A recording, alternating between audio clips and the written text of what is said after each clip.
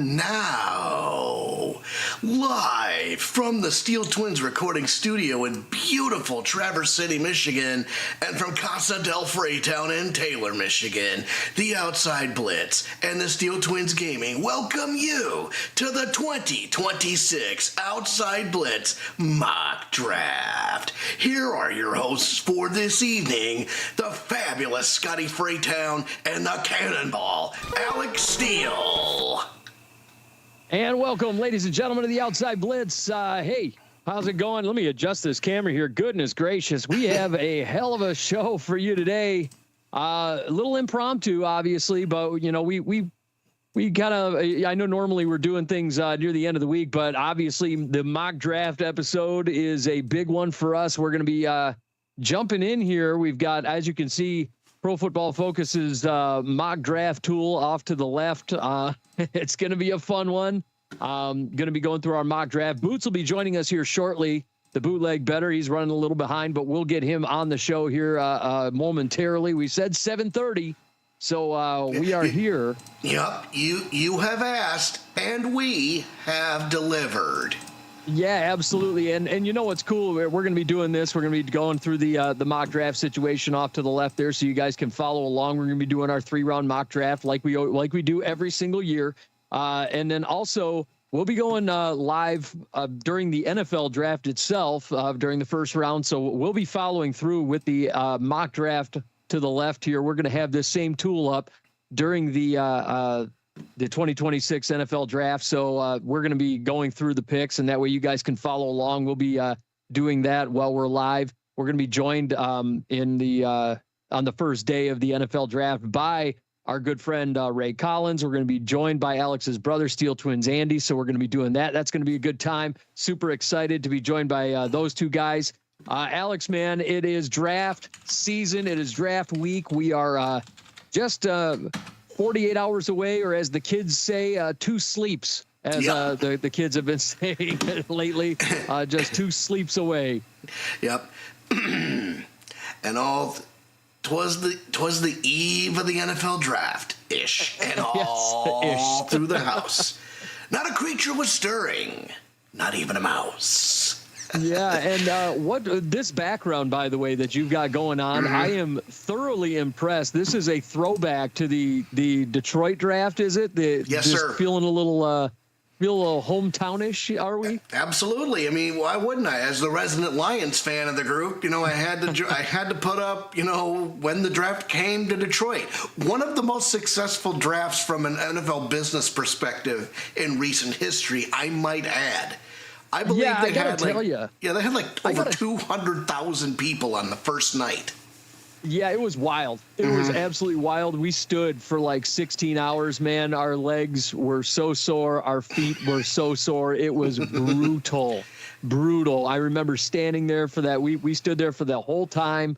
And man, it was a painful experience having to stand in that big crowd. We eventually made it all the way to, I remember you, myself, Tyler, we had made all the way to the front gate. Connor Beals, what's going on, man? Thanks for jumping on with us. Our good friend Connor Beals. It's great to see you.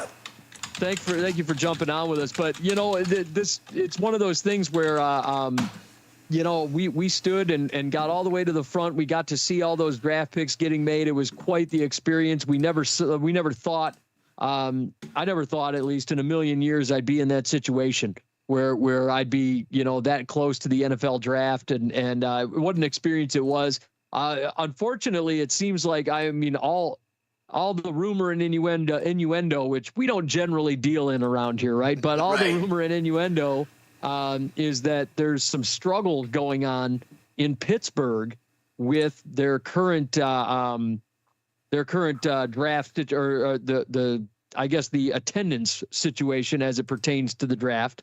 I guess a lot of people, from what I'm being told, are struggling to get to the draft, and because there's an uptick in prices as far as the hotels go, and as far as the Airbnbs go.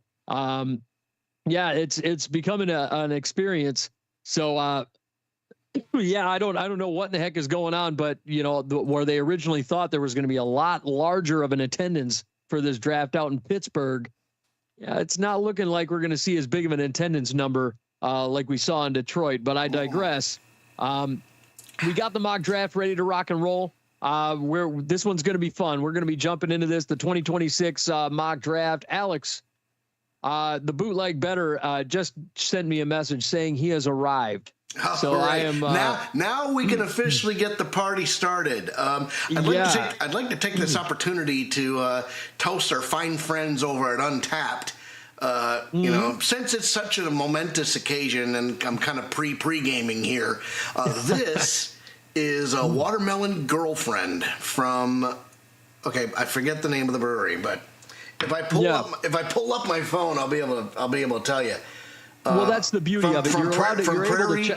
From Prairie Artisan Ales. Yeah, that's the beauty of it. You're able to check it out on Untapped, and if you do forget, you're able to look it up on Untapped. I'm a big fan of Untapped. Obviously, as you know, I'm nearing the 4,000 beer mark on Untapped there. It's a great app. If you guys are craft beer connoisseurs, I highly recommend you check it out. I'm going to be checking in quite a few on old Untapped. You're going to see me checking in quite a few during the first round of the NFL draft when we're live on the stream here. So that's going to be a good time. And the Bootleg Bettor has just entered the draft room here. He has entered the war room. The Bootleg Bettor has arrived, and with that, I declare the 2026 NFL or the Outside Blitz NFL mock draft open, because with the first pick, it is owned by the Vegas Raiders and the Bootleg Bettor. That is right. Your name was drawn as the number 1 pick. Oh boy. He's even got the notebook ready. Oh boy. Yep. So I'm just making an adjustment to the camera system here, which I don't know why. I'm going to be changing scenes here in a minute on my side. Oh wait, okay. What's the word, Boots? Yeah, the word is what up, though. Yeah, what up, though. Well, we are live. We are live here. We are live. Oh, yeah. We've been live for about a good 12 minutes now. Yeah, here's the thing. What's happened when you're trying to find glasses? You're trying to get out the house. Well, things happen when you're a busy man like the Bootleg Bettor. Yeah. Who better to be? Yeah, who better to be? I got no rhymes, but me with no rhymes, that's like jeans with no denim, like black folks with no rhythm. I keep them on their toes like socks with holes in them. Oh, boy. And I don't even rap. I stayed at the Holiday Inn. She said it was the best. It wasn't all the way in. Oh, man. He told her to be quiet, so she never spoke again, but she thought it was a millionaire. She had to phone a friend. And here we go again. Yeah, yep. Let's go. Well, Boots, we are officially at pick 1 of the Outside Blitz mock draft. There's no surprise here. No surprise. No surprise at all. We're going with Ty Simpson out of Alabama. Really? I was about to be like, what the hell is going on? Give me Fernando Mendoza, Indiana. Fernando Mendoza back out of Indiana. No surprise. No, this is not. Why wouldn't you do that? Why wouldn't you do this? Right? I mean, to be fair, you know, Ty Simpson would be a pretty interesting, like, secondary pick. But I mean, come on, guys, it's Mendoza. So yeah. So Anthony. Okay. So I will make my pick next. Anthony Manzano asks real quick, guys, would you be shocked if my Dolphins doubled down on the offensive line in the first round by drafting Spencer at 11, moving him into guard, then drafting Blake Miller at 30? I mean, is that even going to be possible? I would be surprised if Spencer Fano went that early. I like Spencer Fano a lot, but not only that, I would be surprised a little bit if Miami did that because of the fact that it's a very, very deep interior offensive line class. And you're going to be able to get some really good interior offensive linemen in the 2nd and 3rd round, even the 4th and 5th round. 2nd and 3rd round, if you're talking, and I've talked about this guy, Alex, you've talked about this guy, Jennings Dunker is going to be available in the 2nd and 3rd round. 100%. He's the kind of guy. Yeah, there's going to be some guys available when it comes to interior offensive linemen. It would not surprise me one bit. And if you want, you can actually check out, I posted it on our Facebook page, my mock draft. You can see what I did with Miami because I did have them taking a plethora. There's that word again, Boots. A plethora of offensive linemen throughout that mock draft. Alex, you got pick number 2, the New York Jets. The New York Football Jets. Oh, boy. Yes, sir. So, well, if we take a look at their team needs, you can see that I'm just going to put. I'm going to have the chat box running so I can keep track of it. They need a quarterback, a wide receiver, an edge, and a corner. Okay, so obviously, you know, the guys up at the top of the list are pretty tremendous.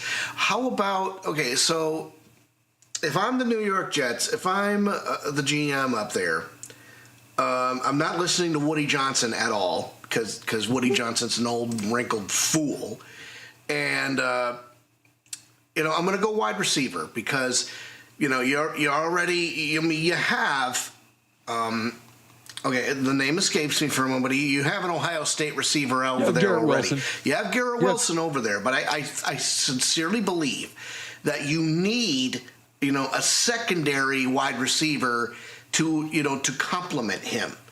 And you know, I'm looking at the top of the wide receiver list, and there is a name that's hitting me right between the eyeballs, and he's wearing those same Buckeye colors. Say it with me, everybody. With the second pick of the 2026 Outside Blitz NFL Mock Draft, the New York Jets select Mr. Carnell Tate out of Ohio State. That's my pick. It's ballsy. I don't know that they'll do it. Yeah. I mean, definitely honestly, ballsy. though, yeah, you're right. I mean, they could probably, honest to goodness, you know, they might try to beef up the defense first. You know. Yeah, I think they could go edge there. To be honest with you, especially with some of these big time edge rushers that are available. Next up, my pick for the Arizona Cardinals. Would not surprise me if Cardinals did go Jeremiah Love here. Apparently he is big time in play though.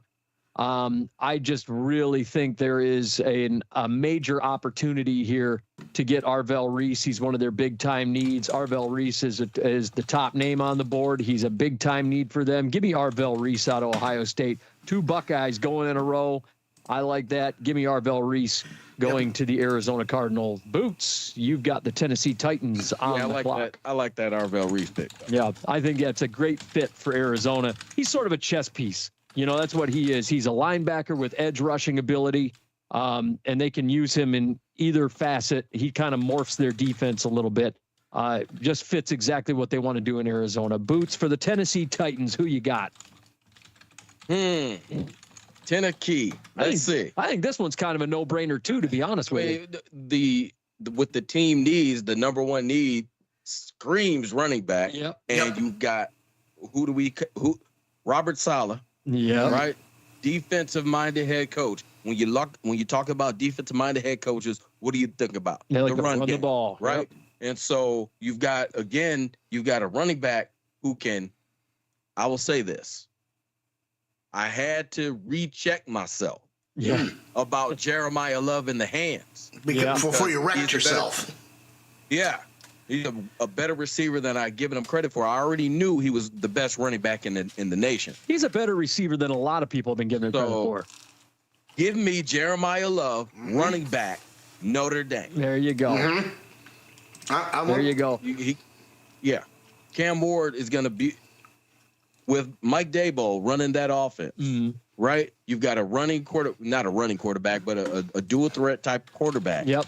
Who can also deliver from the pocket when asked to, but have him running side saddle with Jeremiah Love with the running back spot. That's a really good offense right there. I think it takes a lot of the trouble away from Cam Ward. I think it relieves him a little bit, but it also takes a lot of the pain away from Tony Pollard, who's playing through that. Yeah, he's been playing through injury for 2 years now. I mean, that poor guy's gotten the hell beat out of him. And Tajay Spears, you know, no disrespect, but he hadn't come through in the way that some people had thought he would. Yep.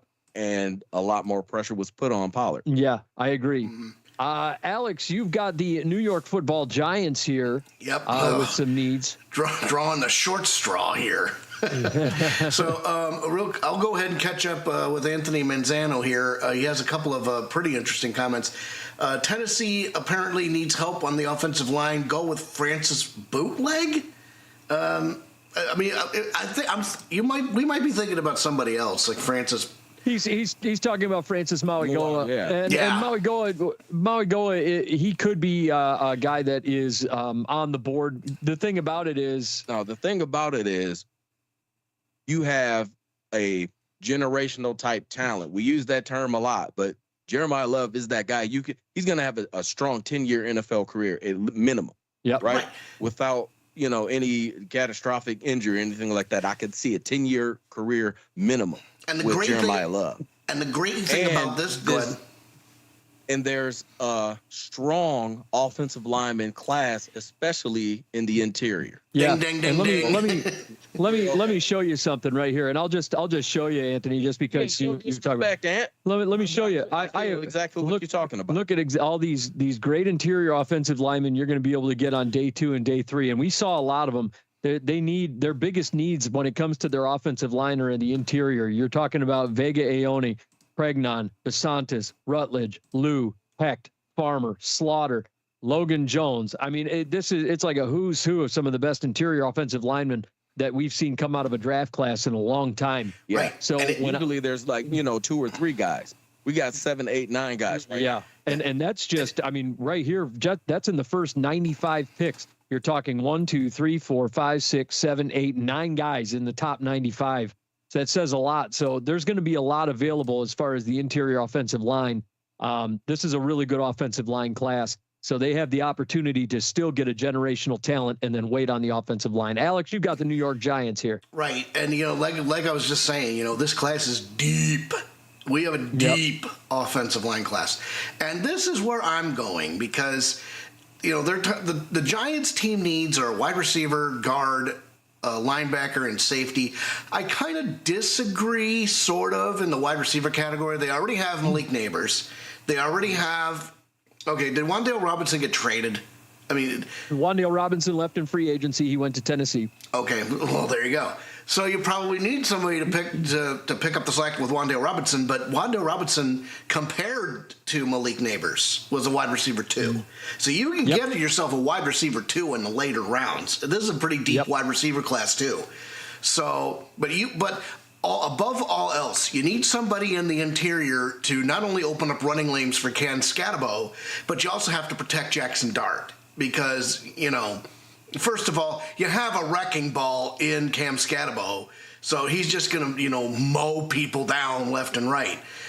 So with that being said, I want to get an interior offensive lineman. I need some beef. The question here is, honestly, the one thing I want to mention is that the Giants do have pick number 10 coming up here from that Dexter Lawrence trade as well. Don't forget that. Which this could be a very nice 1-2 punch. So perhaps what you could do is you could probably, now that you mention that, you could probably get, a sexy player, at 5 and then get your offensive lineman at 10.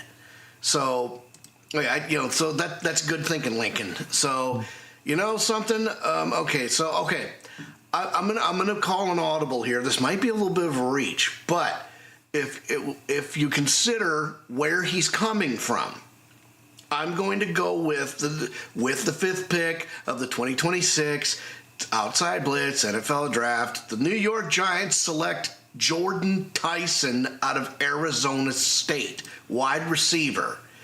So.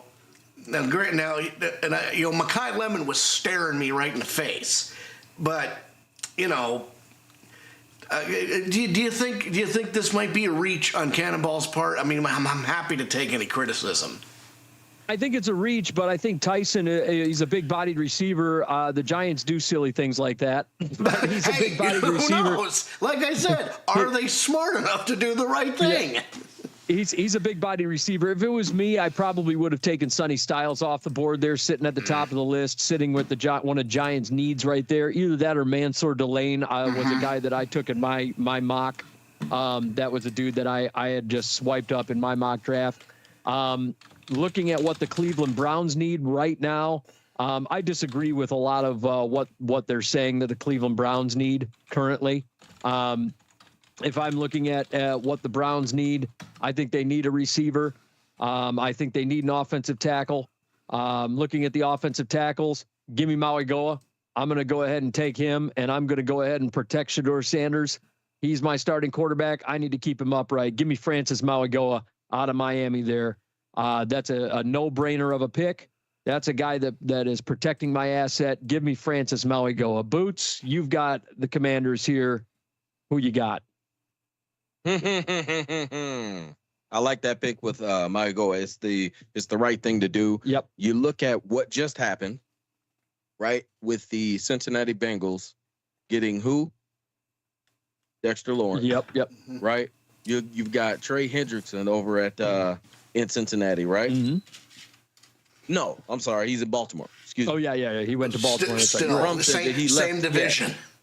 Yeah, left Cincinnati. Goes to Baltimore. Myles Garrett. T.J. Watt. Yeah. Look at all those defensive ends. Shamar Stewart's at Cincinnati, right? So, of course, you want to make sure that you can protect your guy. Yep, your asset. When you look at all of your player, not no asset. Your asset. Your player. Because when you look at all those, defensive ends in that division, that's who you got to play twice a year. Yep. Right? So, yeah. And not only that, the Browns, this is also me knowing that the Browns also have picked 24 from the Indianapolis Colts trade. I'm sorry, the Jacksonville Jaguars trade from last year. Right. So they'll be able to go if they really want to get themselves a wide receiver. And they also have picks later on in this draft, including pick 39. They'll be able to get a wide receiver and a guard later on in the first round and the early second round here. So it's a possibility that they'll be in good shape. Coming out of the second round. So exactly. Boots, you got the Washington Commanders here. Yeah, and again, hey. Do not let talent pass you by. I did not let Miss Boots pass me by a second time. Saw her the first time, and I said I ain't gonna let you pass again when I saw her the second time. Mm-hmm. So accept the Washington Commanders in the 2026 Outside Blitz Mock Draft. Speak of her, and she starts texting. Right? That's one accord. Give me David Bailey, defensive end, Texas Tech. I love David Bailey, and I love that big Texas Tech Red Raiders big money defense. Bootleg B team. Oh, I love it. I love David Bailey. Man, why him. Wouldn't you do this? Right? I actually talent, dog. I believe it or not. So I actually had in my mock draft, I had David Bailey going number 2. Yeah, I had him going to the Jets at number 2. Why not? Yep, I had him, and then it followed it up with Arvell Reese. So I mean, David Bailey, and I think it could be a coin flip. Honestly, I think it could be a coin flip between Bailey and Arvell Reese. Moving forward, Alex, you have the New Orleans Saints on the board here. So great. So the challenging thing about this team is they basically have a nucleus to build around. They have Tyler Shuck, who surprised the hell out of all of us. Yep. Yes, he did. Yep. They have the offensive lineman there, whose name's escaped me. He's a kid from Texas. I apologize for blanking on that. You're fine. But they have that fine offensive lineman from Texas. They still have. Do they still have the other Ohio State wide receiver? It's Chris Olave. Okay, I knew it was right there at the tip of my tongue. So they have those pieces. Now they still need a wide receiver. They need a defensive lineman, and they need a linebacker. Marshawn Lattimore, longtime Saints, linebacker, is now playing for the Washington Commanders, if I'm not mistaken. Corner. Corner. Yeah, but he's still. Yeah, He's gone, and you got to remember they also lost Rashid Shaheed to the Seattle Seahawks this trade deadline as well. Yep. So at this stage in the game, you kind of need a compliment to Chris Olave to kind of get things going. And since the New York Football Giants made the mistake of getting Jordan Tyson at 5, and Mekhi Lemon dropped in their lap, with the 8th pick in the draft, the New Orleans Saints will go ahead and select Mekhi Lemon out of USC. Alex, just a run on receivers here for Alex. Yeah, man. In the top 10. Like that, though. A run on receivers in the top 10. 3 receivers. My goodness. I mean, listen. The top 10. Well, I'll tell you. I mean, like you said, you have some like bona fide studs at the top of the ladder. When you get into the later hustlers. When you get into the later rounds, that's when you're going to see, the real talent. Yes, there's real talent up at the top, but then you'll see some other real talent. The diamonds in the rough, like I always say. Those are the ones you really got to look out for. Now, right here, I'm with the Kansas City Chiefs here. They have some serious needs here, particularly at corner and edge rusher. But I think their biggest need is at corner. They got some DB problems over here. There's 2 DBs that are sitting on the board that I'm looking at. It's Caleb Downs and Mansour Delane.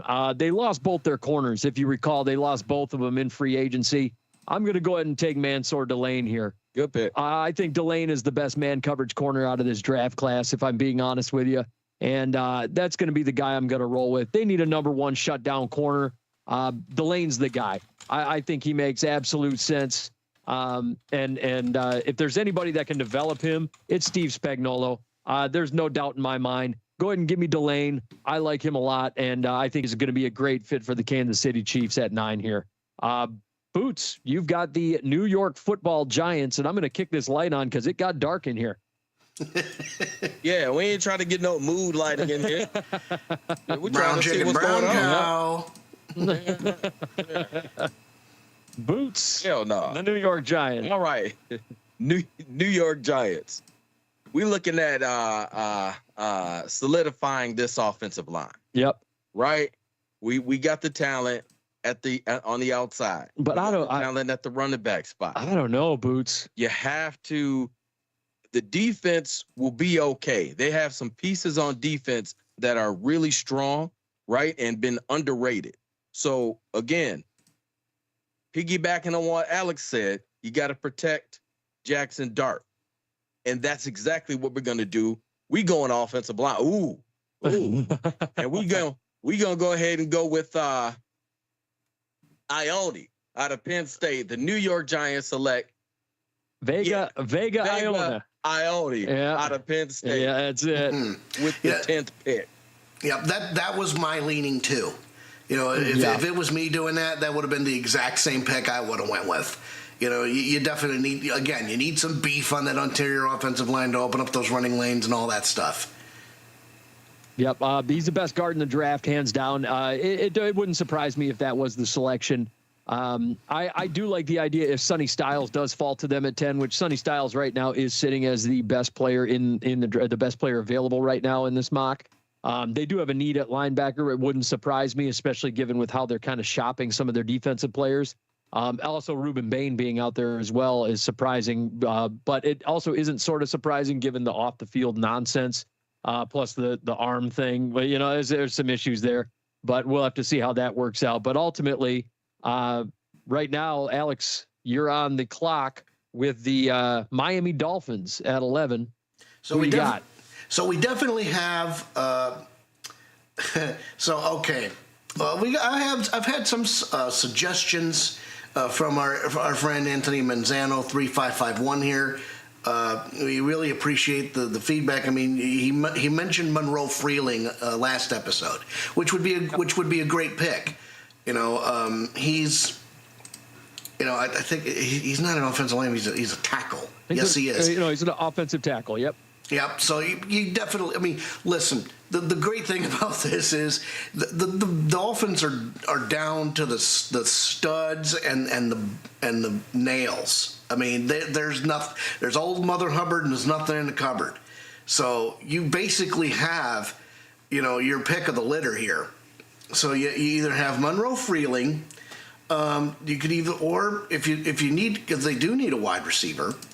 The other options that are out there, you got Omar Cooper Jr., you got Denzel Boston, Casey Concepcion, Chris Bell, Jeremy Bernard, Chris Brazil II, Ted Hurst, or Bryce Lance out of North Dakota State. So, so I think all right, I'm just going to do this because I've already drafted 3 wide receivers.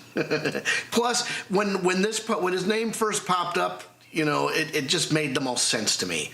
So we're going to go ahead and go with Monroe Freeling out of the University of Georgia. Time will tell to see what the Dolphins really do at 11. But for my money, this is a step in the right direction. That's the smart play. Build that offensive line around Malik Willis. Keep him upright. That's what needs to happen. He's a mobile quarterback, but you got to protect him one way or another. And this leaves me with the Dallas Cowboys. And this one to me is an absolute slobber knocker of a no-brainer. Goodness gracious. It's kind of a no-brainer. I have basically the pick of the litter here. I've got Sonny Styles or Reuben Bain sitting here for a team that had the absolute worst pass rush in all of football last year. Mm-hmm. I mean, it doesn't get any better than that, right? Give me Reuben Bain here. It's a no-brainer. He screams Dallas Cowboy all day long, and he's going to be a good complement to Donovan Ezeraku over there. Give me Reuben Bain going to the Dallas Cowboys. I think that is a great selection for them. Helps fix their pass rush. Doesn't fix it all the way, but helps fix their pass rush. That's a no-brainer. Give me Reuben Bain going to the Dallas Cowboys. And then we're going to go over to Boots here. L.A. Rams for the Bootleg Bettor. L.A. Rams. You have the second oldest quarterback in the league. Yep. And what have we been talking about? Protecting the quarterback. Or how he needs Tommy John. Keeping him upright. I don't know. Stamp that bingo card, goddammit. There you go. Man, I don't know what you're talking about. All I know is that arm is still slinging like it was in Georgia. It is. Wow. But again, the theme, we are going to keep our quarterback upright. I agree. Right? So with the 13th pick in the first round of the 2026 Outside Blitz Mock Draft, the LA Rams select Mr. Spencer Fano, Utah. Out of Utah. I dig that. I dig that pick a lot. It was between Freeling and Fano for me with my pick with Miami, but Anthony, our friend Anthony, kind of pushed me over the edge there. But either one of those would be tremendous. Either one fits. Yeah. So and this is where things get a little interesting. You got the Baltimore Ravens for Mr. Alex Steele here. Okay. So now we're almost midway through the first round. So now the wheels really have to start turning because we're turning and burning here. A lot of the sexy players are still on the board. Sonny Styles is still on the board. Caleb Downs is still on the board. And for the Baltimore Ravens' particular needs, they'll need a center, they need a guard, and they need a linebacker and a wide receiver. But everybody needs a wide receiver. But if I'm thinking to myself, all right, you know what, I need a new center. I mean, would that be accurate? Because they do need a center. To me, here's my thing. I don't know that you're going to nab up a center, which in the first round, I don't know that they're going to do that. And, that's just my opinion. That makes sense because, the players like those tend to fall through the cracks and go to like the second or third round. Yeah. Not a premium position. It's not a premium position, but your left tackle is. You need somebody to protect.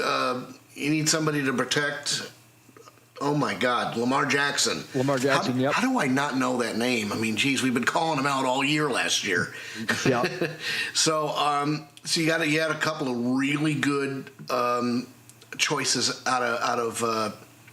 You got a really good choice to tackle. You got Blake Miller, you got Caden Proctor, Max Iheanacher,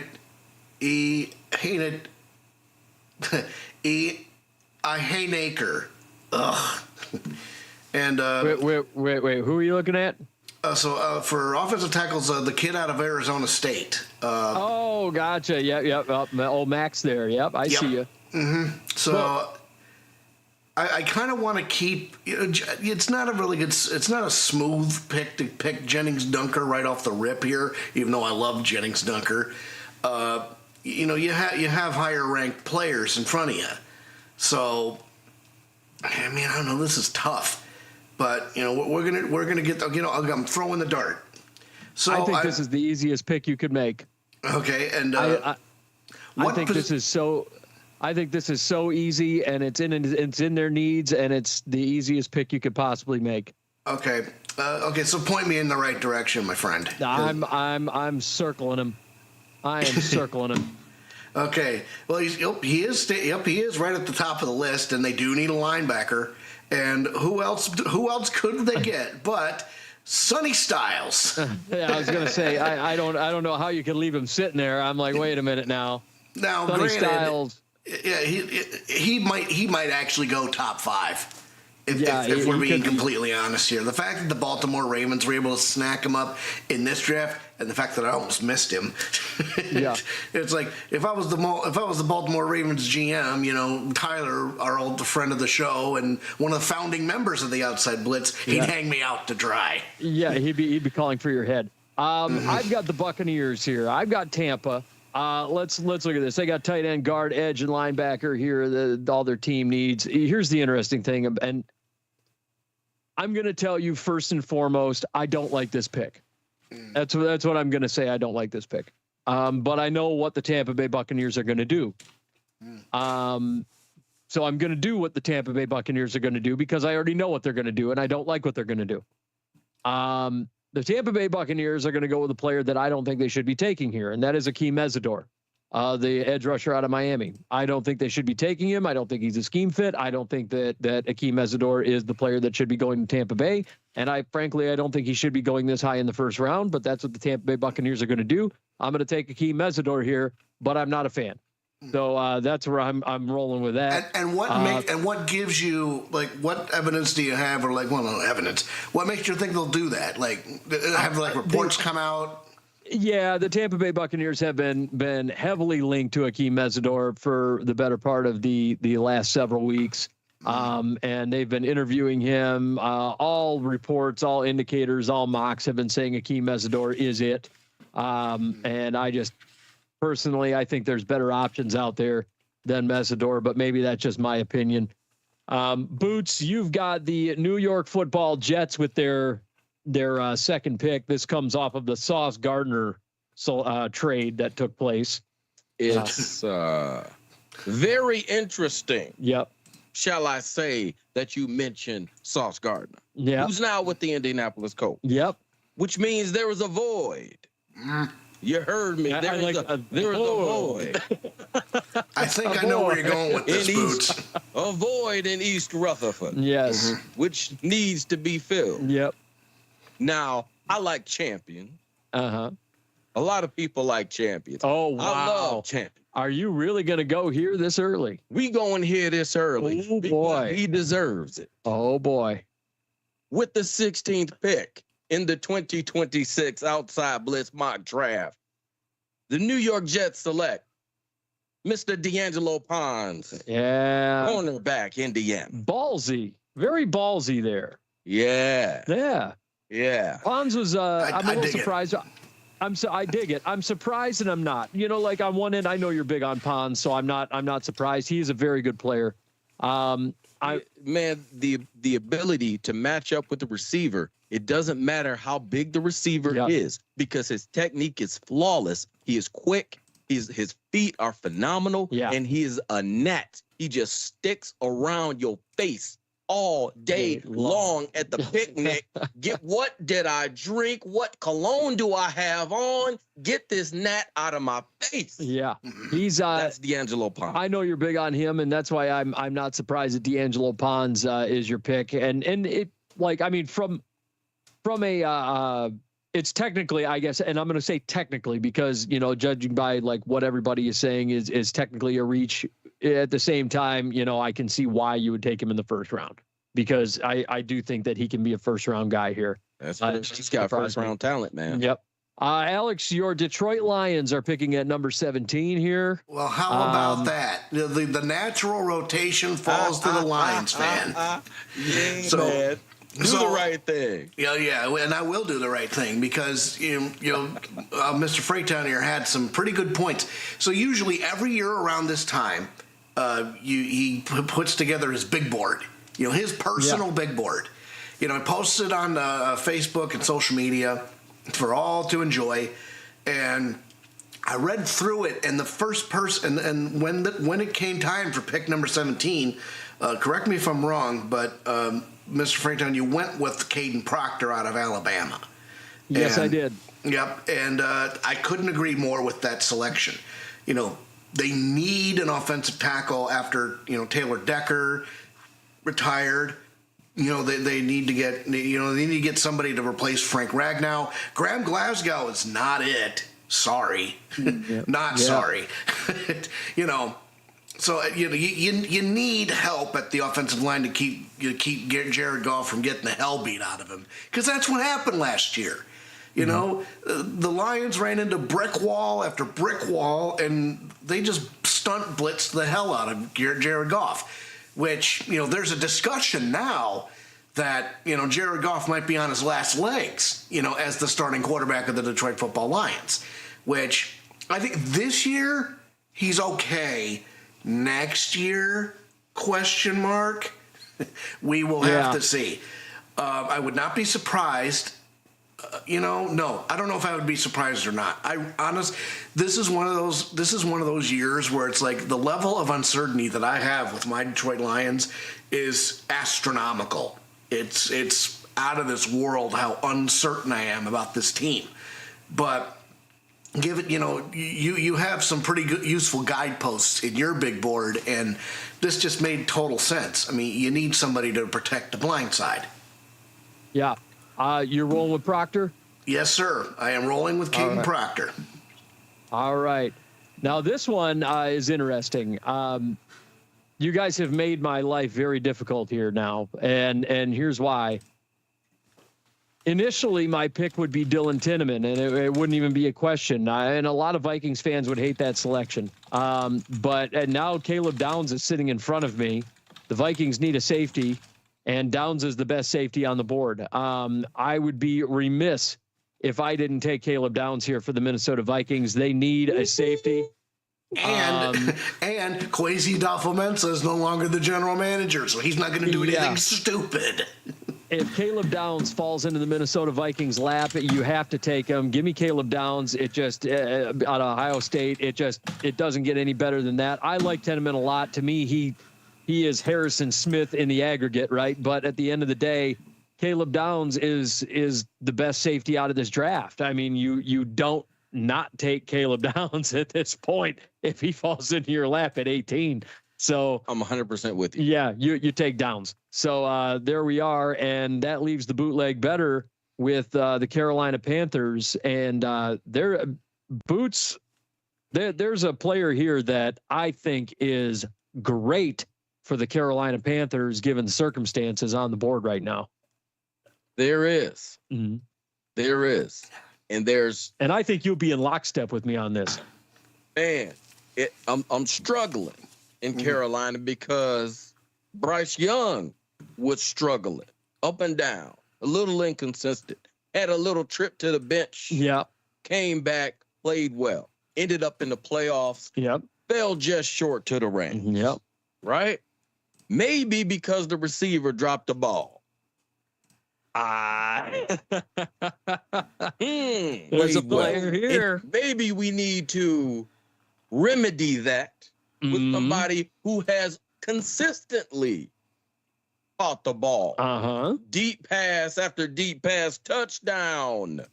We talking on the outside, playing wide receiver with the 19th pick in the 2026 Outside Blitz Mock Draft. The Carolina Panthers select Mr. Carnell Tate, wide receiver. Carnell Tate went off Ohio the ball. State. Did he? Yeah, early on. Equalizer, Denzel Boston out of Washington. Carnell Tate went early. Team. Hold on, I didn't see Carnell Tate. Yeah, he went 2 to the jump. Oh yeah, that's right. Yeah. Alex went 2. Man, I thought Alex went on a run. Yeah, run real early.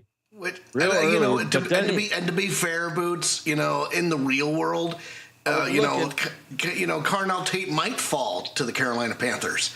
I was just a little like trigger happy and then getting them because they need a wide receiver, not necessarily an Ohio State wide receiver. But I can see this happening now. You know what? Who I had on my big board actually for them? I had Kenyon Sadiq going to them. And that would not surprise me one bit if they need a pass catcher. I could see that, but I love the way that Denzel Boston catches the football away from his body. You've got a big-bodied receiver again to mitigate the shortcomings, so to speak, of Bryce Young. Now you give him another bigger receiver to see down the field and throw to. Now you wouldn't think that would be Omar Cooper Jr. in this situation? No. Interesting. No. I'm going Denzel, the equalizer, Denzel Boston. Here we go. Am I happy that it's a bootleg B teamer? Hell yeah. And am I going to litter this draft with bootleg B team? You are absolutely right. I'm just unbelievable. I'm just unbelievable. It may or may not happen. We just having fun over here. Oh God. There are a lot of quality players on the bootleg B team this year. Absolutely. There are. Yeah. So they all start with B. Alex, you have the Dallas Cowboys. This is from the Green Bay Packers. They got this in the Micah Parsons trade, picking at 20 here. You got the Dallas Cowboys. So all right. So you need a defensive interior lineman. They already got their edge in Ruben Bain. So you need a linebacker and you need a cornerback. You need a corner. Well, let's go take a quick peek skis at that linebacker class. Who do we got? So, we were talking about, my guy, Jacob Rodriguez. He would be a great pick. I'm kind of surprised that Blitz Babies is ranked as low as he is because if anybody needs, a quality linebacker that's a leader, he could be like a diamond in the rough situation. But for my money, we're going local for Texas. Plus, I'm seeing the stars align. It just makes sense in my mind. So we're going to go ahead and pick up Jacob Rodriguez at number 20. Come on down to the Dallas Cowboys and Jerry's world. Oh, there you go. I like the linebacker pickup. I think it's a bit of a reach. You could probably get. I kind of, if it was me, I'd like Jamad McCoy there. I'm a big Jamad, but I'm a mark for Jamad McCoy. I won't lie. But I do. They do need a corner. You're not a mark. He's good. Yeah, he's good. He's damn good. But I am a mark for Jamad McCoy. I won't lie. I'll be honest about it. But I've got the Pittsburgh Steelers here. The Steelers have an interesting situation here. They've got offensive line issues. They need a quarterback. They need a running back. We don't know what the hell's going on with Aaron Rodgers. I'm looking over what they've got going on. Blake Miller is in play here as far as what they need. If you're looking at the interior offensive lineman, Pregnon is in play, but he's kind of a reach in that situation. Just taking a peek at everything, it's kind of like a little tough. I'm going to go ahead and I'm going to take the offensive tackle. I'm going to take Blake Miller here, the offensive tackle for the bootleg B teamer. Yeah. I'm going to go ahead and take Blake Miller for the Pittsburgh Steelers. Going to fill that role. We do need a tackle for them, so we're going to get the offensive tackle, the Steelers. go ahead and protect their quarterback. They get some running lanes opened up. Give me Blake Miller. Talking about the oldest quarterback in the NFL. If he comes back. Man, he'll be back. No, God, One last ride with Mike McCarthy. Yeah. They'll, hey, it's not 10-win Tomlin, but you know what I mean? It's maybe win McCarthy. You're right. They'll make the playoffs, and then maybe. And then ride off into the sunset. It's possible. Right? So, possible. Protect Aaron Rodgers. Yeah. I'm with you.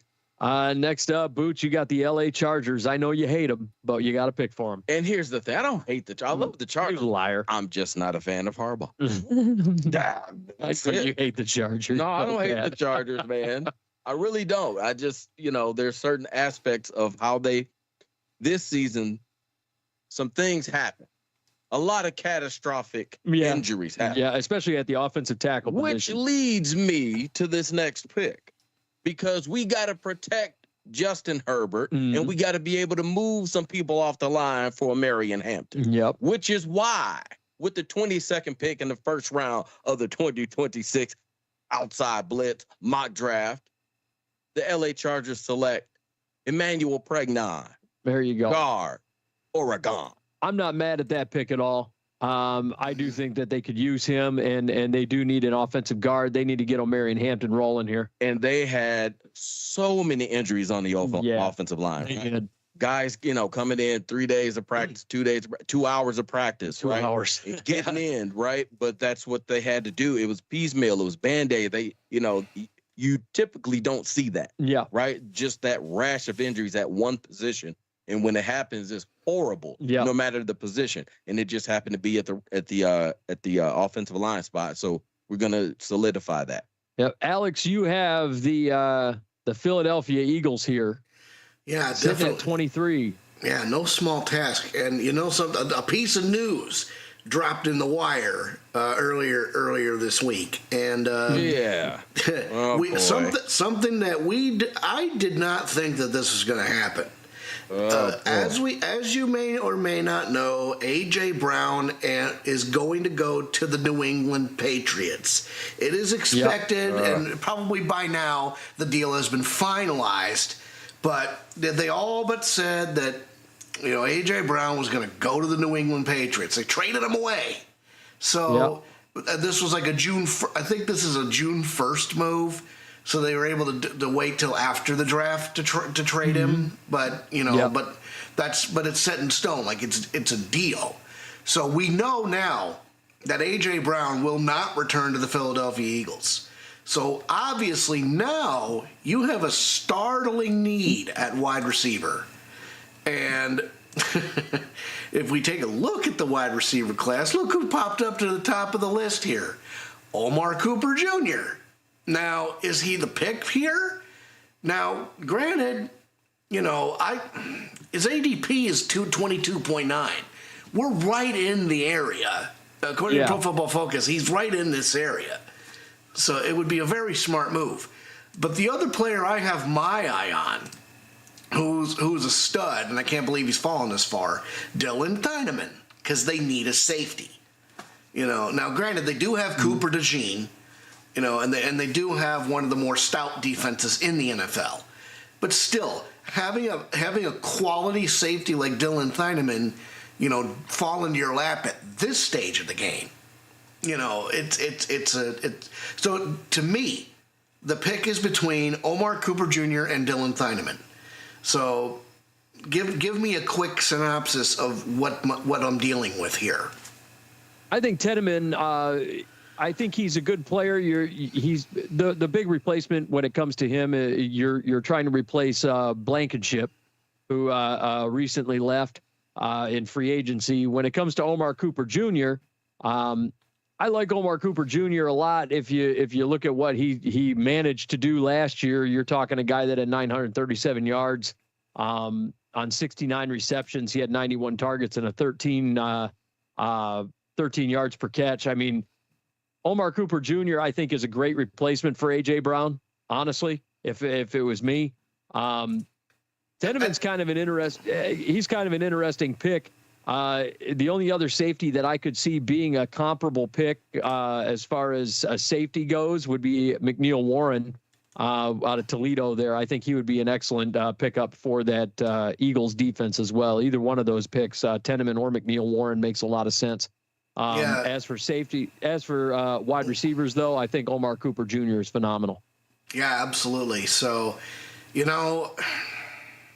I also, for the record, I like Casey Conception in that situation as well. Even though it's a bit of a reach, I actually really like Casey Conception in that spot. Oh yeah, he's really good. Yeah, absolutely. I mean, he definitely has the talent. He has a 66.7% contested catch rate. And even though he's trending to go to Buffalo, look, he made 61 catches for 919 yards last year. He almost broke 1,000. So, and 9 touchdowns. So yeah, that's definitely it's something to think about. I am going to go ahead and go safety. Here's the question though, which one do I pick up? If it's me, all right, I'm going to do it. I'm throwing the dart. I'm picking Dylan Tyneman because he's the best ranked safety on the board. McNeil Warren would be an excellent pick, like you said. And really, I mean, if in Philadelphia's defense, they're always one of those teams that always seem to find a way to trade their way up or trade their way down, and even acquire trade pieces during the regular season. What do we always say about them? The rich get richer. They'll figure out a way to bolster their offense and their defense more than what they're going to do through the draft at some point. Well, in this particular case, the rich get richer. Teneman's a great pick. I think this is an excellent selection for them. This puts me with the Cleveland Browns here. If you again, if you recall, I gave them an offensive tackle in the first time. So in this particular situation, we're going to swing over to the wide receiver spot because they do need a wideout. And it sort of makes my life a little easier. I'm going to go ahead and give them Omar Cooper Jr. here. I think he just makes absolute sense for them. They need a wide receiver. You need a weapon for Shedeur Sanders here. But before I do that, let me just take a look here and see. Look who's at the top of the board here, Boots. Look at that. You're right. My goodness gracious. Wow. Look who's at the top of the board there. Crazy, right? Oh, Holy my smokes. goodness. Yeah. So do you take Sadiq here or do you take Omar Cooper Jr.? That's going to be the question of the day. I mean, here's the thing. I like David Njoku, but there's something missing between the connection of Sanders and Njoku, and Njoku has just missed too much time. Yeah, I agree. I'm leaning Sadiq here is what I'm doing now. So there's an extra offensive piece that can tag along with Njoku and really give you a powerful punch at the tight ends. And a red zone threat on top of it. Yeah, I'm going to take Sadiq here. I think you can't pass him now. I mean, he's right there. So I talked you into it. Yeah, you did. I just, like at first it was like, oh, I'm going to take Omar Cooper Jr. And then I backed out and I was like, son of a bitch. Sadiq's sitting right there. It's like, man, I have to now. I got to cross it out. Yeah. So sorry about that, Boots. I'm making marks. That's why you write in pencil, That's supposed to be fightful. Damn it. Well, now, Boots, you got the Chicago Bears here. Chicago Bears. And there are, buddy, there's a player right on the board right now that fits exactly what they need. It's sitting. Oh God, that's a perfect pick. Golly, it doesn't get more perfect than that. Really, there's two sitting there right next to each other that are perfect. Here's the thing. The Bears lost a lot on defense. Yep. Right? Yep. And I think they need to solidify the offensive line. Mm-hmm. So, with that being said, with the 25th pick in the 2026 Outside Blitz Draft, the Chicago Bears select Mr. Jake Slaughter, center, Florida. Wow, I'm surprised you're going center that early for them. Yeah. Wow. Yeah. You need to, again, solidify it. You have somebody who is very good with the run, very good in pass protect, right? He's the technique is solid. Yeah. Right. The footwork is there. The strength is there. I was leaning defensive line. Yeah. But the guy I really wanted, I need to see more. So instead, we solidify the O-line. And then you look defense later. Because doggone it, I'm getting so tired of watching Caleb Williams run around like his hair is on fire. Yep. When he doesn't need to most of the time. But now you give him that safety of being able to just sit there and pick apart the defense. Give me Jake Slaughter. Speaking of safeties, in my mock draft, I had him take McNeil Warren. That was the guy I had them pick up. Alex, the Buffalo Bills are on the clock for you. They have some pretty glaring needs here. And you've got a nice couple of selections here up on the board. Yep, absolutely. And I'm stream sniping on your side, and I see that you have your mouse pointer over Emmanuel McNeil Warren, which again, they need a safety. So, and he's the top ranked safety at this point in time on the board. It would make perfect sense to draft him at this point. If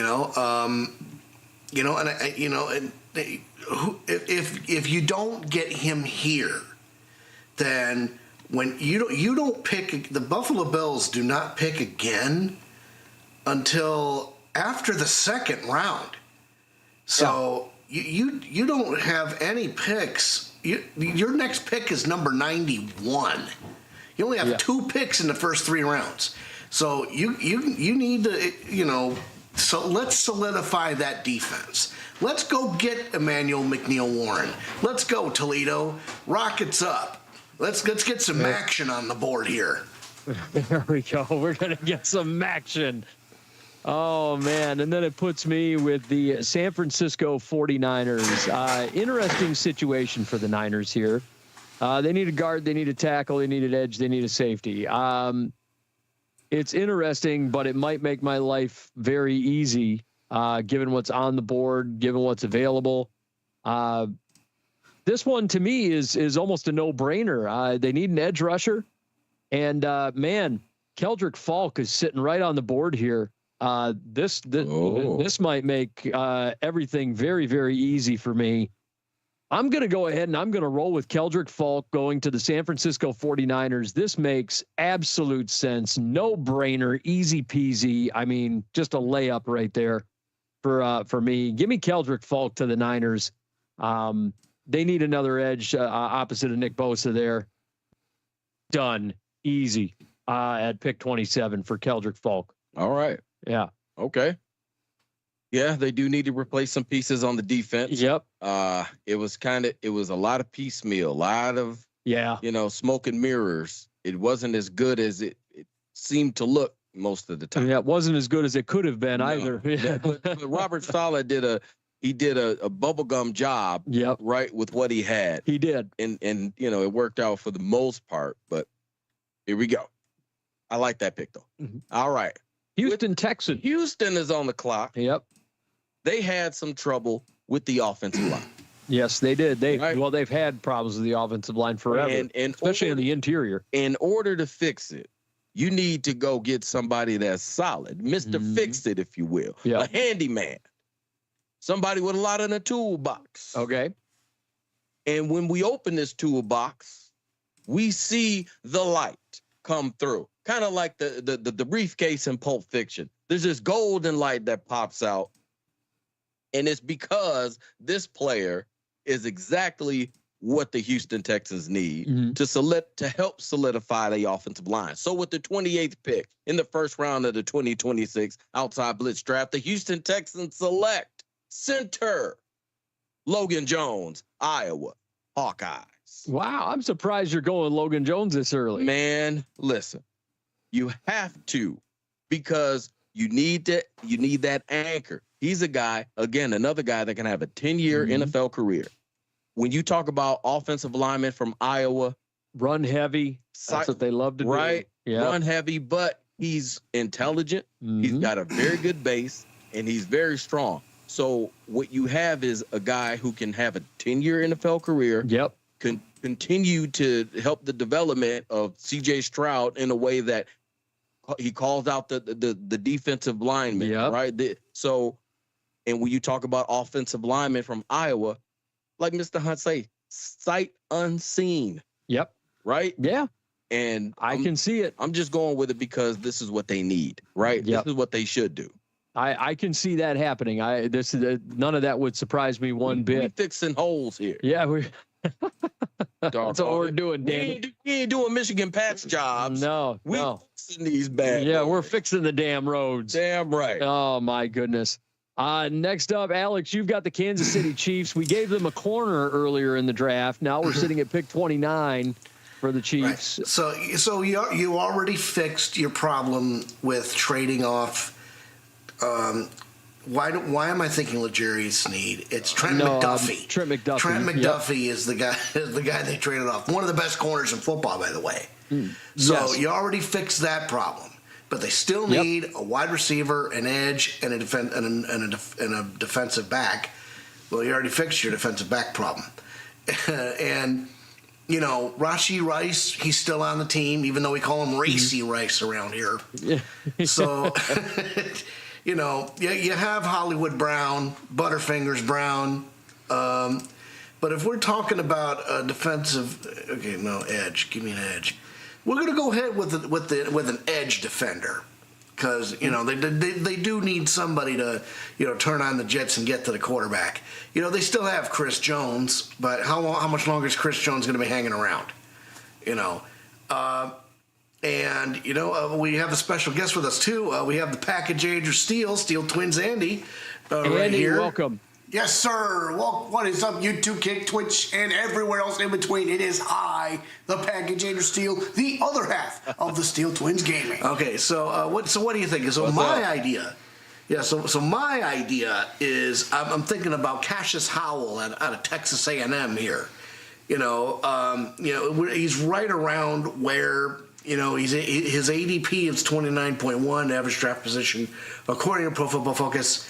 Do you think Cassius Howell is a good pick here? Do you have any other ideas for a potential pickup here?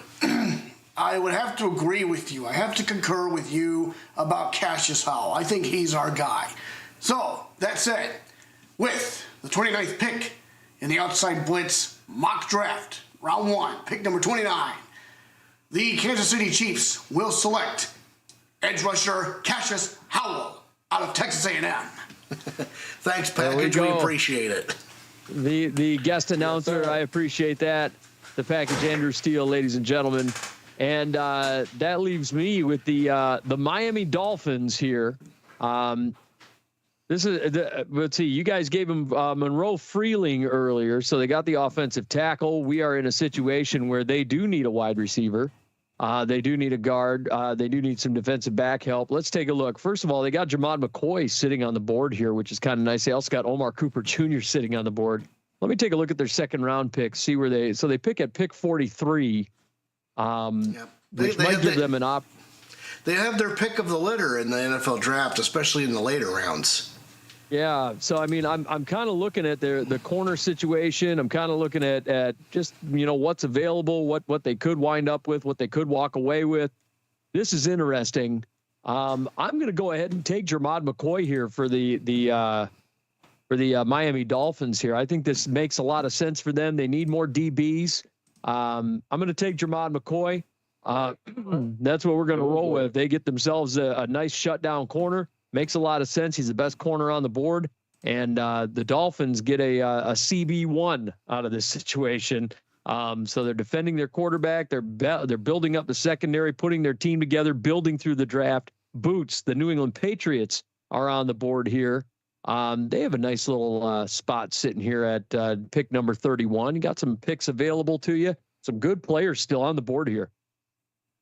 There are.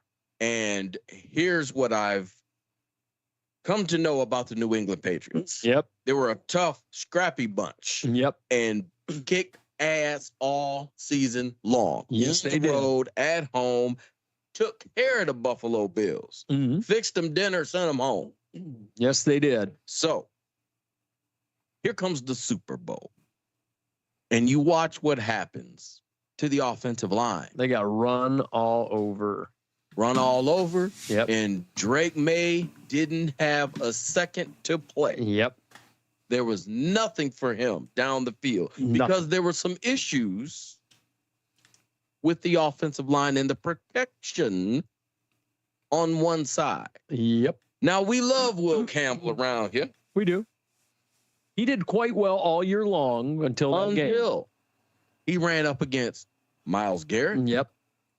And in the Super Bowl, I'm sorry, the defensive end from Seattle, excuse me. Why do I want to say Dexter Lawrence? Wasn't Dexter. Yeah, it wasn't him. Well, he left.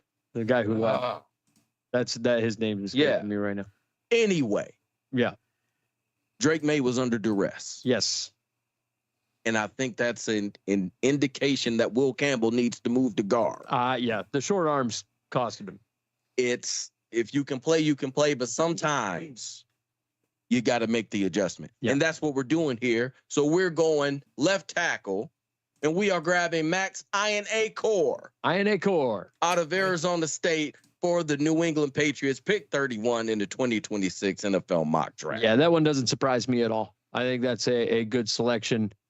He had an excellent Senior Bowl. And he had himself he was really good throughout the whole draft process. He's been really good. Good combine. Yeah. He looked really good. His stock has been rising ever since the offseason began. Yeah. We've been watching him through the whole process. We talked about him at the combine. Alex and I were both really, really hyped about him. And this is a guy that has continued to just build and build and build. Now we're talking about him as a first-round guy when he was originally listed as about a third or fourth-round guy. So, right. I mean, I think that tells you how well he's done throughout the draft process. And you move Campbell to guard. Yep. And you have yourself a nice not bookend, but a nice, just solid wall there. Yep. Right? I agree. I agree. Alex, Seattle Seahawks, last pick of the first round, number 32. It's all you, buddy. Well, it's good to be the king, and it's good to be the champ. And you have a stacked team already. I kind of find it surprising that they need a running back, they need an edge rusher, and they need a corner. But they did lose Boye Mafe in free agency. Yep. They lost Kenneth Walker. They lost Kenneth Walker, so they do need a running back. They lost Boye Mafe, the edge rusher. He went out the door. We don't know what they lost Tariq Woolen in free agency. They lost Reek, and we don't know what Zach Charbonnet is going to look like coming off the injury next season. Yep. So there's questions there. I see.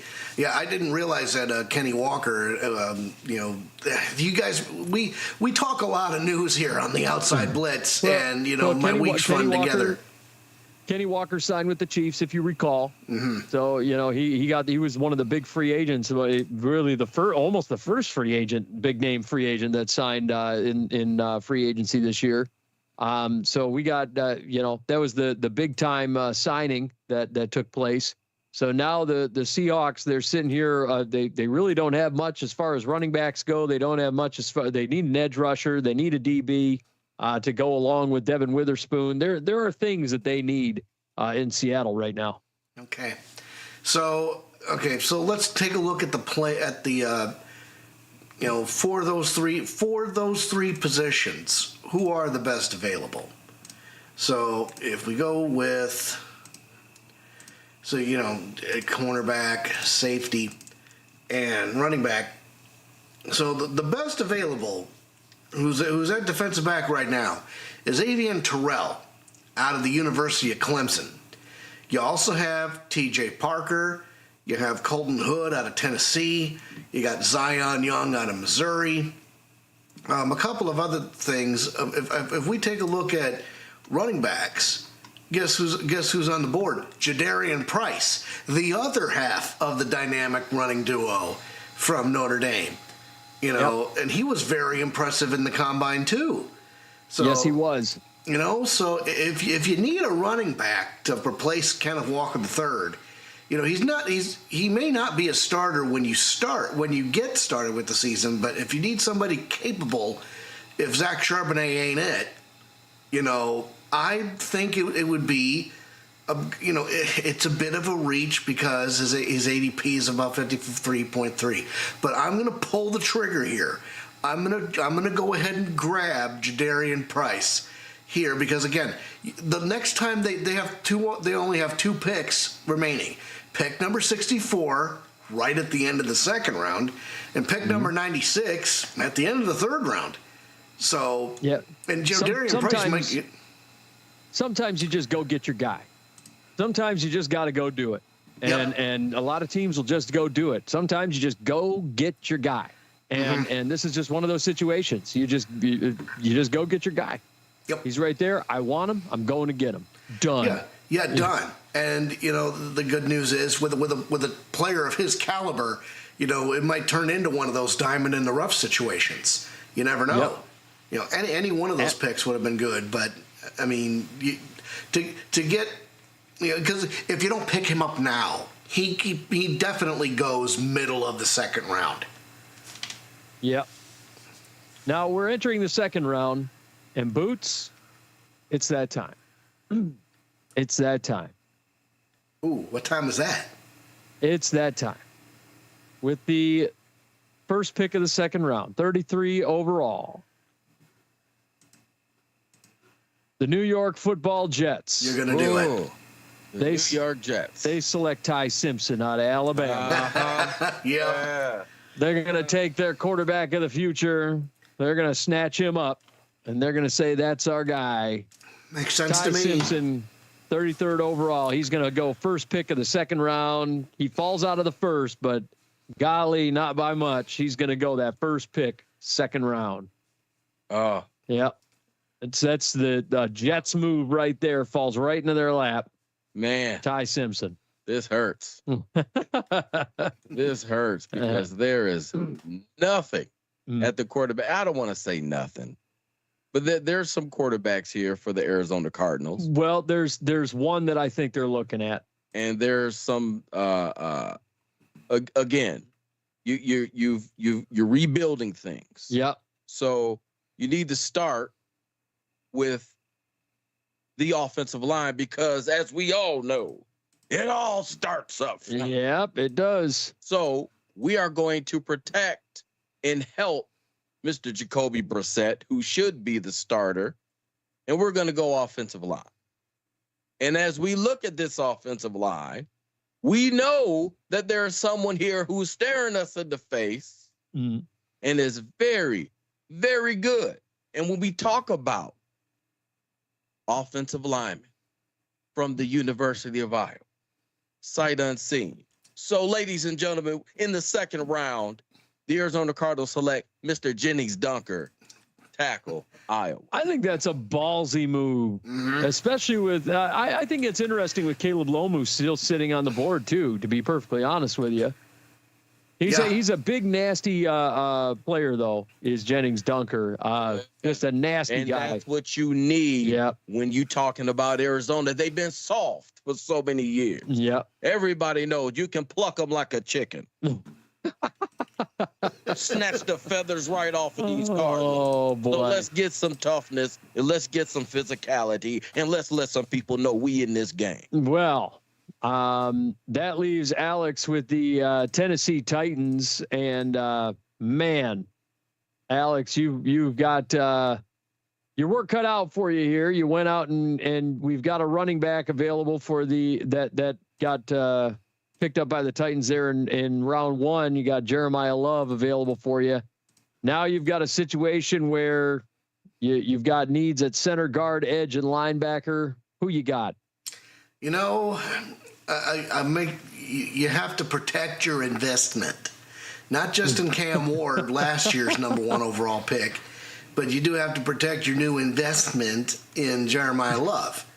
It's all love. Boots hates it. Boots hates it so much. Well, listen, it's his term. I'm just showing him some love. Anyway, so Tennessee needs they need some interior guardsmen. They need a center, a guard, and then they need an edge and a linebacker, right? So so we got a couple of good picks up here at guard. We have, Chase Basantis. We have Kalen Rutledge. They got Jalen Farmer out of Kentucky. Sam Hecht is still on the board. Connor Lew is still on the board. I think this. I'm just going to go with the best guard that's on the list. So with the 35th pick in the 2026 Outside Blitz Mock Draft, the Tennessee Titans select Chase Basantis out of Texas A&M to fill up that offensive guard spot. There you go. There's a good pick. Now we look at the Raiders. The Raiders are here. They have needs, a lot of them. Yep. You got tackle, you got defensive line, you got safety, you got receiver, you got needs here. A lot of freaking needs. I'm going to go here and I'm going to take a look at the offensive tackle position. This one to me is a no-brainer. It is Caleb Nomu out of Utah. That pass block grade is through the roof. 82.1 pass block grade. He's going to be your blind side offensive tackle. Well, actually, he'll probably be your right tackle because you already have Miller over there. Yeah. But give me Caleb Lomu at right tackle here for Utah, out of Utah for the Raiders. Protect your investment. We're going to go ahead and protect Fernando Mendoza. Give me Caleb Lomu out of Utah for the Raiders here, just fortifying that offensive line. And now you have two tackles and a high-end center for Fernando. And Boots, you have the New York Football Giants, the G-Men, for your next pick at 37. Now, with the offensive line solidified, they took a wide receiver, right? Let's see. At pick number 5, they took a wide receiver. Yeah. And at pick number 10, they took a guard. So, I gave him a guard. Yeah. Okay, now I'm going to look over here at the defense. Okay. Because there were some games, while the defense played well, there were some games where some things needed to happen, like, stopping the run. Yeah.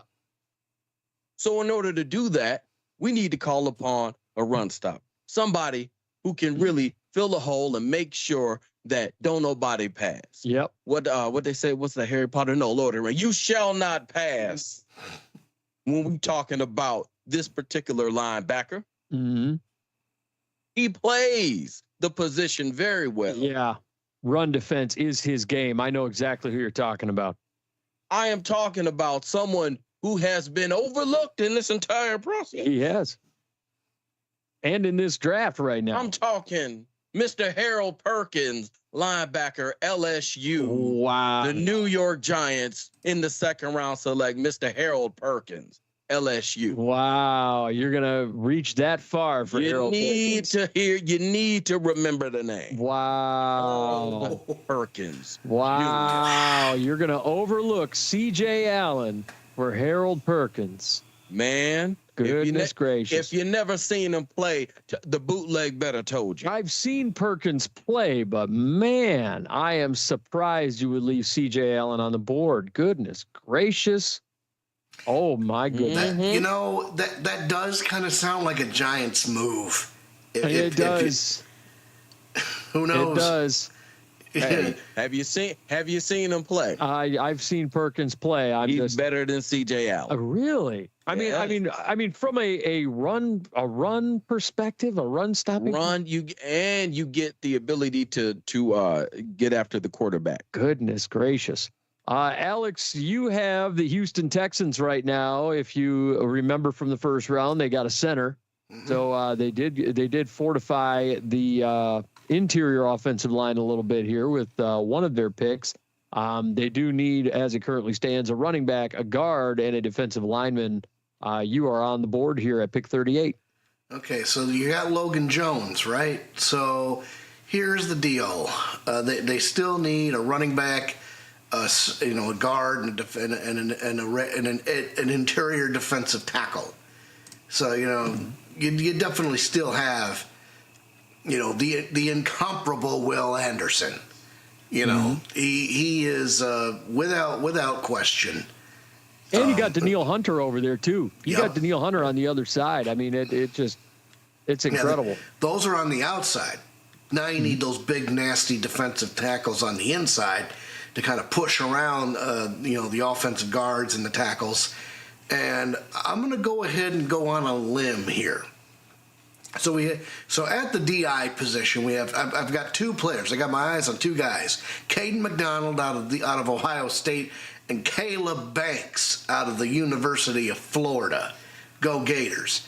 And when we take a look at the tail of the tape here, Caden McDonald, that run defense grade is out of this. It's out of this world. 91.2. All right, so that's insane. And Caleb Banks, you take a look at his trends. It's like, okay, I'm looking at these statistics here. And I'm not as sold on Caleb Banks as other people are. Caleb Banks has been climbing up draft boards a lot recently, and I'm just not as sold on him as everybody else. Here's the thing. I really love his game, but I haven't seen enough of it. That's where he's very strong against the run. He's really good, but he missed the majority of the season, and he got hurt at the combine. Yep. So that really it puts a little damper on it. Yep. Right. But if you just pay attention to what he had already done, he's an excellent prospect. Yeah, he's a very good prospect. I got some questions about him, and he's been really high, like especially recently. People have had him really chugging up their draft boards a lot, and there's been a hype train following Caleb Banks recently, and I just don't know that I'm fired up about Caleb Banks the way that everybody else is, to be perfectly honest with you. And it's just, he's just one of those players that I'm kind of meh on right now, but I did have him go in the top 3 rounds in my mock draft. I had him actually go with the very last pick of the 3rd round. Right. But that's where I'm at on Caleb Banks, but other people have him going as far as even the 1st round. So, we'll have to wait and see. That doesn't make sense to me. Right. He's got 1st round talent though. Yeah. He's got that potential. So, who knows? I'm not as sold on him as other folks. Right. So to wrap up this pick, I'm going to go ahead and get Caden McDonald out of Ohio State, because again, that run defense grade hit me right between the eyes like a steel chair. Come on. What do you need to do in the AFC South to when you have oh my God, not Tyler Goodson, but the good one. Jonathan Taylor. That's it. When you got Jonathan Taylor at the Indianapolis Colts, when you got Bajal rootin' tootin' on the other side of the field, who do you want to get? Who do you want to stop those runs? A guy who knows how to defend against the run. And Caden McDonald's your guy in that situation. Yeah, I agree. I think that's what you're going to want. Now, you look at what the Browns did. You got the Browns again. Bro. I got the Browns again. Wow. Ain't that crazy? I got the Browns again. Kenyon Sadiq. I got a tackle. I got Kenyon Sadiq at tight end. And now I'm sitting here with the Browns, and wouldn't you know it, they need a wide receiver. And Omar Cooper Jr. is sitting on the board right here, right in front of me. It makes a whole lot of sense. Give me Omar Cooper Jr. right here. Man. Hey,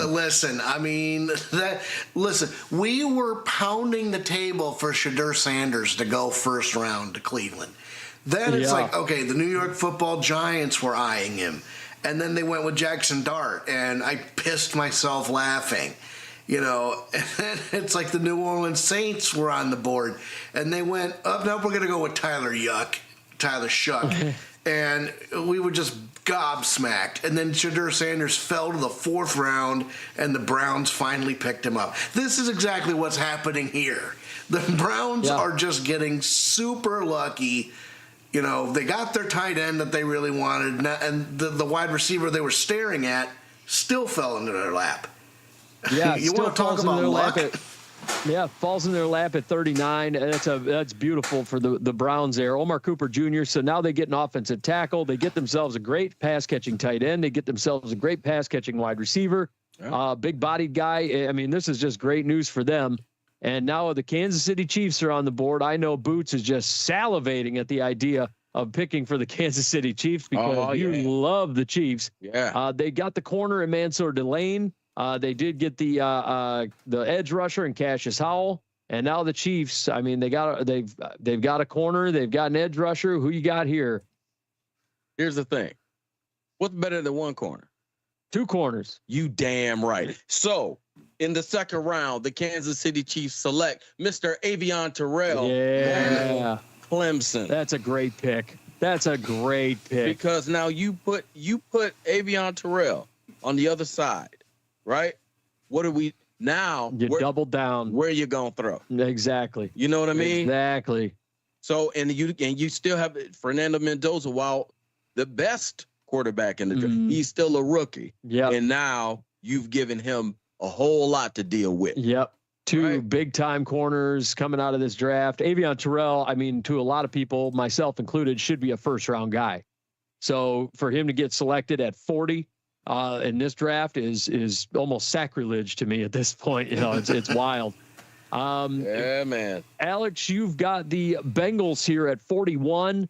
You got a guard, defensive line, linebacker, and safety needs. As it currently stands, the Bengals, they have not had a pick. Obviously, they traded away the Dexter Lawrence. They traded away number 10 overall to get Dexter Lawrence. So they do have a defensive lineman already, that interior defensive lineman. Mm-hmm. So now you're staring down guard, linebacker, and safety as their three needs. That's how I would look at it anyway. So what are we going to do here? So I am looking at that at the selection of Harold Perkins Jr. by the New York Football Giants, and I'm thinking to myself, you know what? C.J. Allen with an ADP of 21.3 and ranked number 18 on the big board here at Pro Football Focus. He's the best player available. And sometimes, you know, we joke about, oh, you don't want to get best available, but I mean, come on. He's the highest ranked player on the board right now, and you need a linebacker. And as you mentioned before, Scotty, that 88.6 run defense grade, that ain't no joke. So if he falls this far, go get him. That's what I'm saying. Out of the University of Georgia, the Cincinnati Bengals select C.J. Allen. That's a good pick for them, especially given like they just recently let Logan Wilson go to the Dallas Cowboys last year. Yeah. I mean, fills a need. Shamar Stewart at the defensive end, Dexter Lawrence at the defensive tackle. You're now stacking this defense with really good players. Yeah, I actually really like that pick. I think it's an excellent pick for them. Now we're looking at the New Orleans Saints, is who I'm picking for next. They've got their wide receiver in Mekhi Lemon. So the Saints have a wide receiver, which is nice for them. They need a defensive tackle. They need a linebacker as well. So I'm looking down the stretch here. They is there at but it's a little bit of a reach. I see T.J. Parker is available. Caleb Banks is available. Peter Woods. Realistically, if I'm the New Orleans Saints, I'm not going to go with Caleb Banks or Peter Woods here. I'm going to stretch down just a pinch, and I'm going to go ahead and I'm going to pick up Lee Hunter out of Texas Tech. That big money Texas Tech defense. I want Lee Hunter. That's a good pick. And I'm going to go. Yep, and I'm going to go ahead and take him. I like Lee Hunter a lot. If he can focus, I think he's a Saint all day long, and I think he's got the attitude that the Saints like down there on that defense. Give me Lee Hunter here. Yeah, I can see it. Yep. Boots, you got the Miami Dolphins. All right. We'll be looking at with Miami. They got a lot to work on in Miami. Well, let's see. So far, they've picked up a corner. Yeah. So far, they've picked up, let's see. Tackle. They got an offensive tackle. Yeah. Then we went down a little bit. Hang on. We went and got ourselves a corner. Yeah. And then they went out, and what else did they get? They got, this is their first pick of the second round. So this is they got a corner and a D tackle. Now they are an offensive tackle. So they need a wide receiver, a guard, DB. So they got work to be done on this defensive side, and they need a wide receiver. Well, need another wide receiver, in my opinion. But let's take a look here. So we're talking about Leak Willis at the quarterback spot. Yep. You have protected him in this scenario. So far. You've got Devon Achane at the running back spot. Yep. You need somebody you can go to when the chips are down, when you need 15, 20, We need a touchdown. We need somebody that can catch this doggone thing. Ooh, buddy. And we need a go-to the guy. And I'm going to stretch you here. You think I'm going one way? No, we going the other way. We digging deep over here because there's a player who has been overlooked. He has been overlooked this entire time, but I told you about him. Remember the Bootleg Bettor told you the name. With the, what is this, the 43rd pick, second round, the Miami Dolphins select the natural Bryce Lance, wide receiver, North Dakota State. I actually like Bootleg that. B team, stand up. I do like that pick. I think that's pretty good. You know, yeah, like you said, it's a bit of a reach, but I mean, I can see it. You know, Bison always have those diamonds in the rough, like you always mention.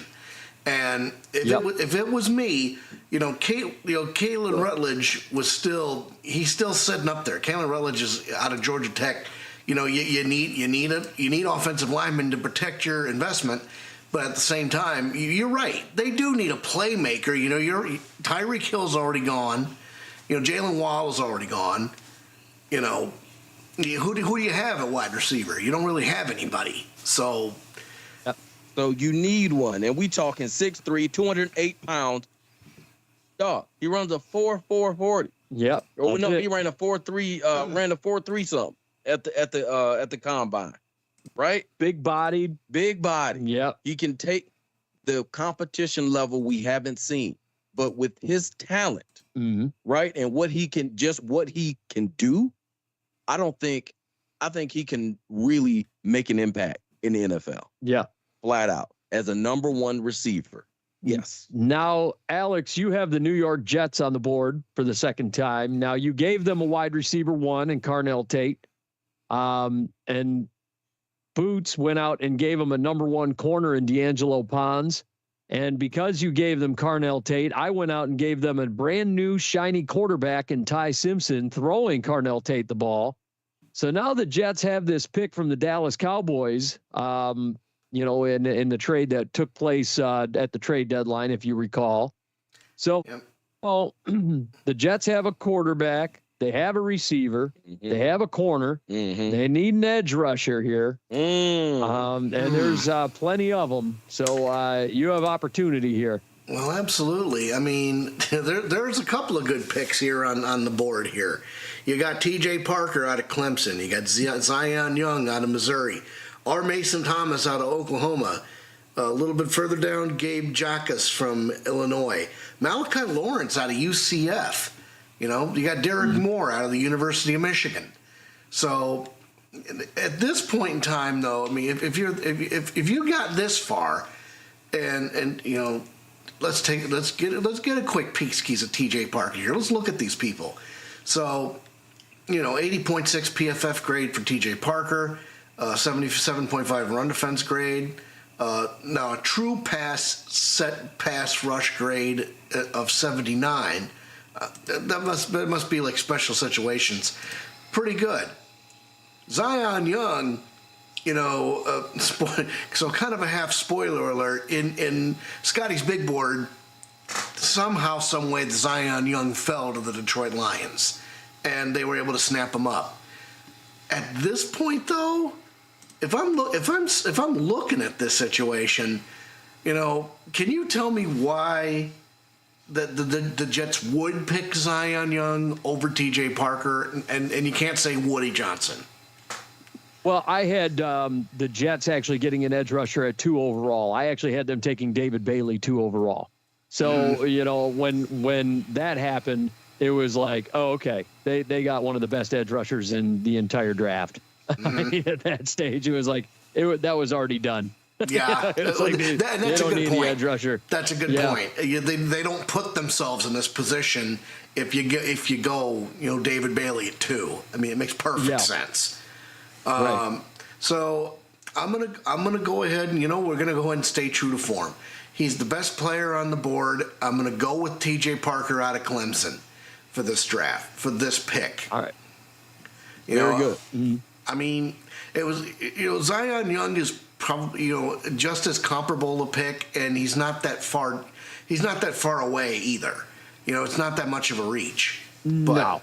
But if Zion. if you have somebody ranked higher staring you in the face, why not? Yeah, the only other guy that I would have, and honestly, I would have probably taken over Zion Young was R. Mason Thomas in that situation as well. I think he would have been a guy that I would have considered for that Jets pick above Zion Young, to be quite frank with you, just based on the numbers. Looking at the Baltimore Ravens, who I have next here, the Ravens in the first round, taking a look, if I'm not mistaken, they got a center in the first round. No, they got a linebacker. They got Sonny Styles in the first round. So they filled that gap in their situation. Now for the Baltimore Ravens, they need interior offensive linemen. That is basically their biggest need right now. Centers are not very prevalent as it currently stands. Sam Hecht is out there right now from the Kansas State Wildcats, but I actually like Kalen Rutledge here in this situation. He might wind up being the pick. In fact, I think he's going to wind up being the pick here. Kalen Rutledge out of Georgia Tech. I think that's probably the best selection for them at the current moment. They need interior offensive line help. They need guards. They need centers. That's what the Ravens are going to do. They're going to go ahead and fortify the interior offensive line, get Derrick Henry some help, make sure they're creating running lanes. Kalen Rutledge out of Georgia Tech goes to the Baltimore Ravens. And Boots, you've got the Tampa Bay Bucks at 46 in the second round here. All right. The defense of the Tampa Bay Buccaneers sort of aging, kind of getting up there a little bit. Yep. So they did get an edge in the first round, Mansour Delane. They did. Not Mansour. I'm sorry, not Mansour Delane. I'm sorry, Akeem Mesidor, rather. Akeem Mesidor. Yes. Okay. So now we go to the next level of the defense. Yes, sir. And that's at the linebacker spot. Mm-hmm. Because you need somebody that can be kind of both. I like the ability and the versatility of this player. So we're going linebacker, and we're solidifying the second level of that defense. Yes. And we're getting younger, of course, because he's a rookie. Mm-hmm. And this rookie ain't going to play like one. Out of the University of Texas, the Tampa Bay Buccaneers select Mr. Trey Moore, linebacker. Oh, there he is. Yeah, because you're looking at the aging matches up with freaking with the Lions.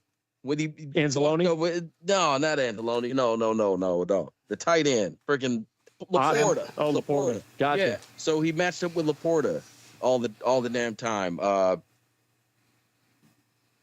Man, why is his name escaping me? Who matched up with Laporta from Tampa? From Tampa. Yeah, linebacker. He just retired? Yeah. Oh, that's gonna bug me too. That's gonna bug me too. While I'm looking that up, Alex, you've got the Indianapolis Colts. So and I believe that's their first pick. First pick. So you realize, okay, you might have seen me like smiling and just nodding my head and stroking the chin. Levante David. Levante David. Yes. Forgive me, Levante. Yeah. But yes, now you have someone who can kind of fill that role in a way. Yes. He won't be able to fill the shoes all the way, but he can fill the way in a way. I like Trey Moore out of Texas. Yes. Alex, you've got the Indianapolis Colts. They got wide receiver, defensive line, linebacker, and safety needs here. This is their first pick. Obviously, their first round pick went out the door when they traded for Sauce Gardner during the trade deadline. So now you have the Indianapolis Colts at your disposal here. So I was stroking my chin and smiling at the Tampa Bay Buccaneers. One of the team needs they had really quickly was tight end. And you knew we weren't going to get too far down the line without going on #Jolie Watch. Because you know, Justin Jolie was one of the one of the teams he went to. One of the teams he visited was, in fact, the Tampa Bay Buccaneers. So Yes. that would have been a solid pick at that point too. But I got another team a little bit down the line. If I fall down to the team I'm thinking about, I'm just saying. But here in Indianapolis, so you definitely, as you mentioned, you have some needs, and you definitely have a couple of you got a couple of solid defensive DIs here, defensive tackles. But for my money, you need. In my opinion, at this point, you need a wide receiver to kind of. How much more tread does Michael Pittman Jr. have on the tires? Well, And, Pittman's gone now. Pittman's in Seattle. They just signed Alec Pierce to the long-term contract.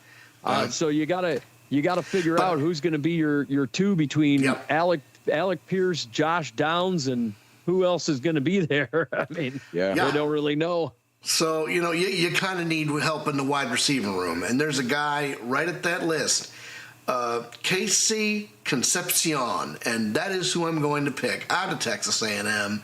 If you need somebody in the room that can cover, that can be available if somebody happens to go down halfway through the season. Plus, he could start out as a wide receiver 3 and maybe work his way up to 2. I think Concepcion is, if he gets picked at this stage with the Colts, I think Concepcion becomes your wide receiver 1. I really do. I think he's fully capable. He's fully loaded. And as good as Pierce has been, and Pierce has grown as a wide receiver, I think Concepcion would take over as your ultimate wide receiver 1, and Pierce kind of becomes your wide receiver 2. And yeah, I can see that. Yeah, and Pierce, Pierce has been really good. The thing about Pierce, though, is Pierce sort of became a one-trick pony where he was like the deep ball guy, and that was about all he had in his bag. Whereas Concepcion, I think he's got a lot more that he can offer over the middle and whatever the case may be. I like KC there. I think that's a good pick, Alex. Moving in, I've got the Atlanta Falcons here. This is their first pick of the draft. If you recall, the Atlanta Falcons, they gave up their pick. Last year, they moved up to pick the guy that is now in jail facing 3 felonies. So here we are. Yeah. So now the Atlanta Falcons find themselves in deep shit here, looking at different players. They need defensive line help. Like I said, I'm not big on the defense or the Caleb Banks train. I'm bigger on the Peter Woods train than anything. So I am going to go with Peter Woods here out of Clemson. I think he's going to be the selection. They need help on the defensive front. I'm going with Peter Woods out of Clemson as their selection. And Boots, that leaves you with the Minnesota Vikings, and I think I know exactly where you're going to go here. Here's the thing. A lot of people think they know where I'm going to go. And I think I know where you should go. Yeah, brother. Where you should go. Yeah. I'm feeling this. I'm feeling this right here. I'm feeling good because, again, the secondary needs help. Yes, sir. The defense needs help. Yes, sir. And we're going to give them a little bit of help. Okay. It may not be in the way that you think, but it's going to be in the way that it needs to be. So, in the second round with this 49th pick, the Minnesota Vikings in the Outside Blitz Mock Draft select. Mr. Brandon, don't call me sissy. Yes. I was corrected in the way his name was pronounced. I thought it was Cisse, so I said Cisse desist. Now it's Brandon. You better not call me sissy out of South Carolina. Oh, yeah. Yeah. That's what I wanted. Damn it. I was sitting there looking at him. I'm like, man, this is going to fall to Boots, and he better fucking make this pick right. And you did it. You didn't make it right, damn it. And you did it. I'm so goddamn proud. He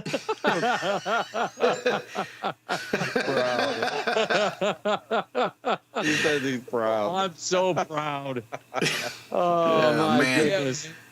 Bootleg B team, because what you get is 6'1", 190 pounds. Yeah. Right? 4'40". You're talking about a guy with a nice wingspan. Mm-hmm. And if you need him to, in a pinch, he can play safety.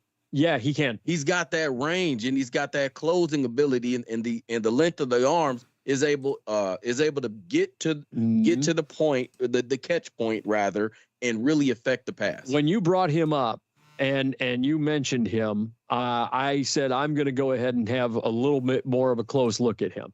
Right. And man, impressive. Outright impressive. Shutdown corner. You talked about how he takes away a whole side of the field, and he absolutely does take away a whole side of the field. I mean, it's a true shutdown corner type of situation.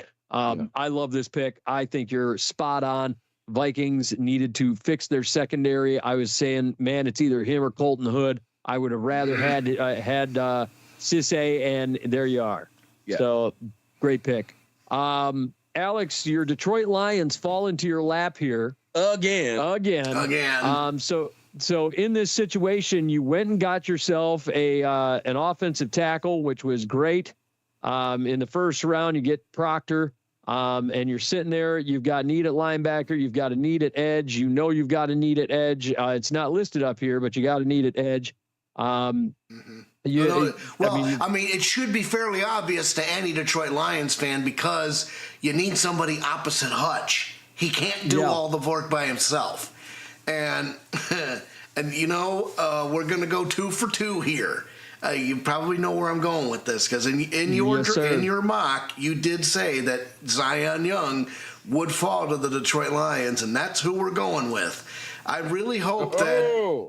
Yeah, if we get, we're gonna go Zion Young, and he will be the guy that stands opposite Hutch, and you got Hutch in year 3, 4, whatever. He's still on his rookie deal, so you have 2 players that if they can stick around and be healthy, you have 2 edge rushers that can make lives difficult for NFC North quarterbacks. So. I'm happy that we went 2 for 2 here. It kind of makes my job easy. I could see how, if we decided to go with the tackle position, Caleb Tiernan's right there. Markel Bell is right there too. Caleb Tiernan was very impressive at the combine. For his, we sung his praises on this podcast. But for my money. One of the most questionable defenses in the NFL have been the Detroit Lions. They like a box of chocolates. You don't know what you're gonna get.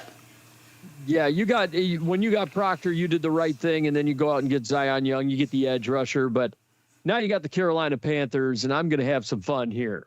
Okay. We talked about how Bryce Young, he got a nice weapon at wide receiver earlier on, and I'm happy that he got that nice weapon at wide receiver earlier, but now I'm going to get him a nice weapon at tight end. I'm giving him Eli Stowers out of Vanderbilt.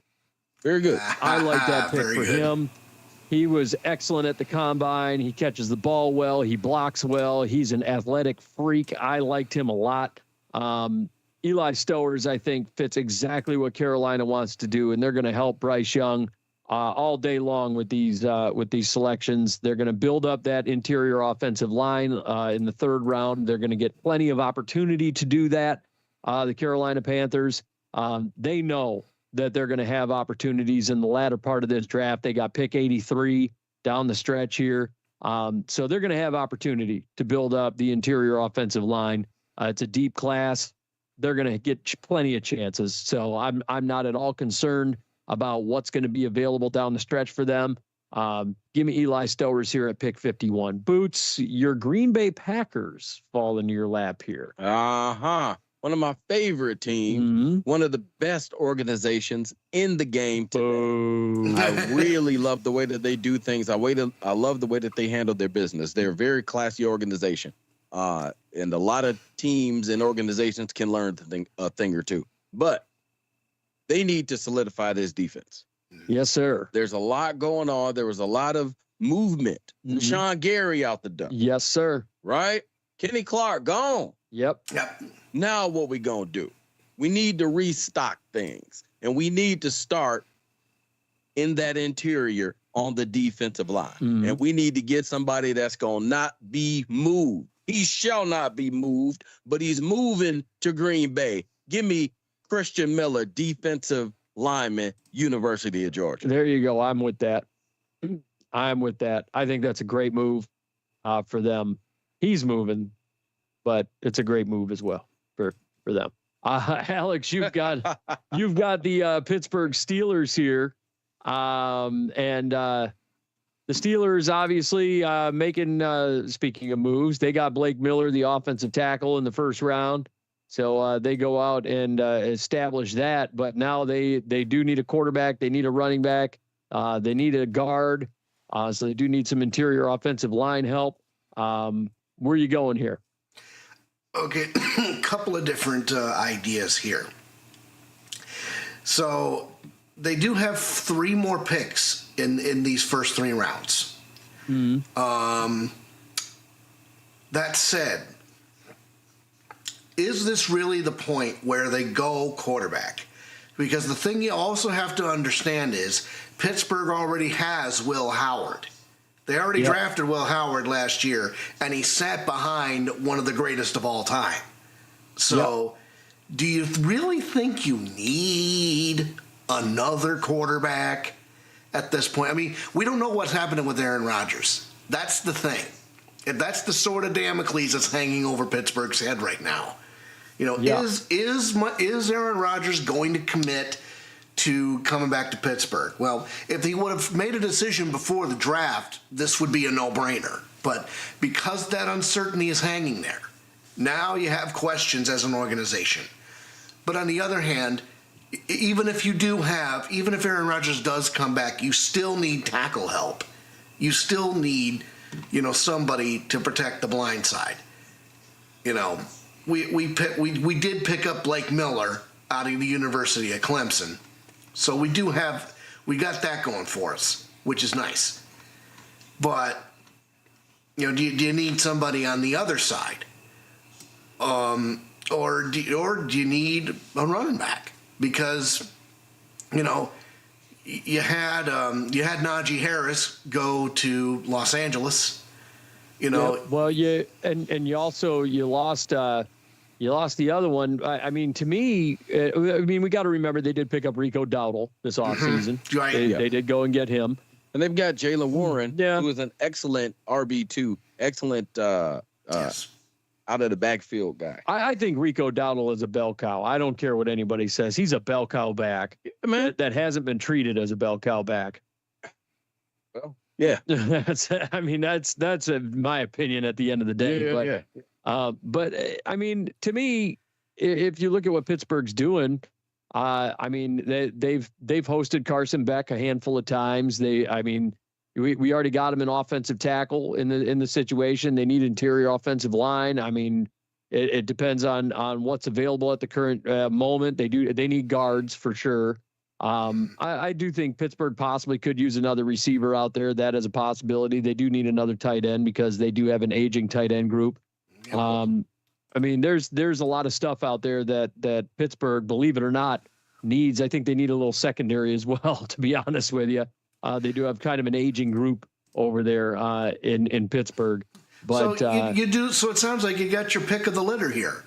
And if we're talking, so you have some pretty quality players at the top of the list. If we're not going position specific, so I'm going to do this because I'm going to wait because, again, they have 3 more picks in these first 3 rounds, to get the guy that they're looking for. But, this player here, I've got Colton Hood out of Tennessee because, he's a solid player. And the fact that he's fallen this far to you when he was supposed to be top 2nd round, he's pick 53. Let's go get him. That's a good pick. Yep, let's go get Colton Hood because you have your pick of the litter here at Pittsburgh. You really can't go too wrong. I was thinking about Caleb Tiernan because it's not a bad idea to pick up another tackle, but at the same time, when you've already gotten one. Right. Do you want to double down on it, or do you want to go and try and fix your secondary up a little bit. I think Colton Hood makes the most sense here. They're a little injury concern when it comes to him, but I think it makes the most sense. And it's funny you mentioned Caleb Tiernan because I think he makes the most sense for the Philadelphia Eagles here, to be honest with you. And that's going to wind up being my pick too. I think Lane Johnson's about to be 36 years old. He's entering the twilight of his career. Nobody knows how long he's going to go. I think if you're looking for a guy that is Lane Johnson in the aggregate, you're looking at Caleb Tiernan. I'm going to roll with Caleb Tiernan for the Philadelphia Eagles out of Northwestern. So give me Caleb Tiernan at pick 54 for the Philadelphia Eagles. Boots, you wind up with the Chargers again. Yeah, they need to continue to solidify the offensive line with the aging lineman there. Yeah. Lane Johnson's been getting a little banged up at his age too. Yeah, that too. Yeah. So it was a major strength of the team, and it's and it kind of got shaky. Yeah, a little bit last season. A little bit. So, all right. So now we going to LA. Fun in the sun, right? We've already solidified the offensive line. Yes, we have. We've given them some depth there. Some interior support. Yep. So let's go to the outside support, and let's find ourselves another offensive piece for this evolving offense. How outside? Outside and a little inside, because he can do both. When we talking about the bootleg B team, oh boy, out of the University of Alabama, we talking Jeremy by God Bernard. There you go, the wide receiver. Man, I was wondering when he was going to pop off the board. Yep. Yeah. You're talking about a guy, again, who can work up the seam inside and outside. He does his best work inside because he's got the ability to run after catch. He's so smooth, and he's a little bit stronger than you think he is in the lower half. But the guy's got that it factor and that go-to factor that you need at the wide receiver spot. He does not shy away from the spotlight. In fact, it only gets brighter on him. We watched when Ty Simpson delivered a beautiful pass, and it was a very difficult catch, only where he could make it. It was over the corner, under the safety, and Jeremy Bernard found a way, dove in between, caught the thing, and scored a touchdown. It was a thing of beauty, the pass and the reception, and the catch. So give me Jeremy by God Bernard, bootleg B team, stand up. So well, actually, Alex, you've got the Jacksonville Jaguars here. They got a tight end, defensive line, and linebacker here. That's where we're at. So now, so far, let me see what the Jags. I don't think the Jags had a first-round pick, if I'm not mistaken. No, sir. They did not. This is their very first pick in the draft, and there's still some quality players on the board, but a lot of good guys have also been snatched up. Because, Basil Root and Tootin got picked up in the 4th round. So what do we know? But that said, there's a couple of options here. If you decide to go tight end, there's definitely a couple of people that stand out to me. Max Clare out of Ohio State. That guy, there's Sam, not Sam Roush out of Stanford. I mean, when we saw him at the Senior Bowl and he dropped that easy layup pass, we kind of forgot about him. But there's Michael Trigg. Now, that guy out of Baylor, with his yards per route run, I mean, he's ranked 106, but I think the folks are doing him a bit of a disservice. So that's definitely an option at this stage of the game. It looks like a reach, but in my opinion, it's not. But on the other side, you want to go with linebacker. You got Josiah Trotter out of Missouri. You got Jake Golday out of Cincinnati. You got Kyle Lewis out of Pittsburgh. Now that guy, again, he's ranked 81, but. The fact of the matter is, he's climbing, rocketing up draft boards. Yep, and he's been connected to Jacksonville frequently. Yep. So, given the fact that you need somebody, you need somebody at that position, and with the ties to Jacksonville, like you said, we're going to go ahead. Let's pick him up. Kyle Lewis out of Pittsburgh. All right. I mean, you have a couple of different choices here. I mean, Max Clare could have been a good tight end there. I mean, you kind of need somebody to, because who knows how long. Good pick. Who knows how long Evan Ingram's going to be in town. Right. And he's probably on his last legs. So Evan Ingram went to Denver. Oh. But Gabe Jackus is one guy out of Illinois who has been frequently connected to Jacksonville as well. He's a guy that could be possibly headed there. So they're looking to help their linebacker core. Jackus is kind of a downhill linebacker / edge rusher that they've had out of there. So you got Lewis, you got Jackus, both those guys possible picks for Jacksonville. Moving forward, I've got the Chicago Bears. Looking at what the Bears have already here, we got them an interior offensive line in Jake Slaughter. We got him a center. So looking at what the Bears have available, you got center, you got defensive line, you got safety. Let's see what we've got. Safety-wise, A.J. Halsey's still on the board right now at 52. That's a possibility. They do need defensive tackles out there. Seeing what's available at the defensive tackle situation, there are some decent defensive tackles out there. Obviously, Grayson Halton is a guy that could possibly go a little bit later in the draft. Taking a look to see what picks the Bears have available. They've got a pick coming up here, and I'll be making the pick for them in a couple of picks here as well. So here's what I'll do for the Chicago Bears. So you got it right here. Yeah. So what I'm going to do for the Chicago Bears is I'm going to go ahead and pick A.J. Halsey for them.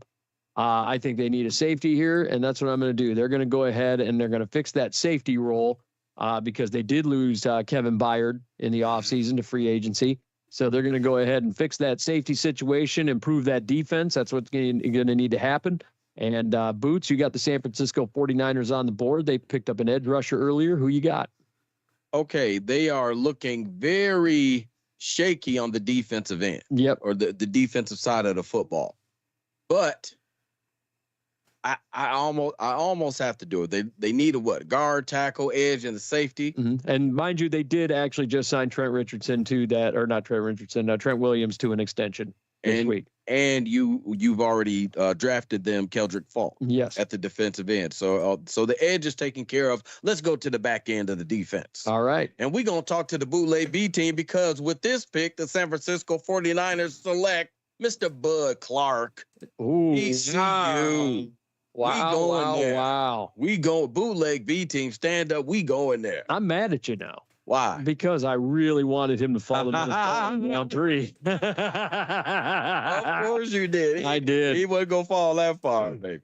Man, so Bud Clark goes to the Niners. Again, the ball hawk, the ability to turn the ball over. The Chicago Bears love that, but the San Francisco 49ers need that. Yeah.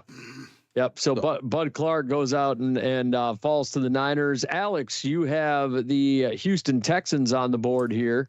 If we take a look at what the Texans have done so far, they've gotten Caden McDonald, so they got themselves an interior defensive lineman, so they got a defensive tackle. And then they also got themselves an interior offensive lineman. They get a center. So they are over here. They got a center. They got a defensive tackle. They do need a guard. They need a running back. What you got? So at this stage of the game, let's go ahead and take a look at those interior offensive linemen. Let's take a look at the guards. So a couple of good picks here.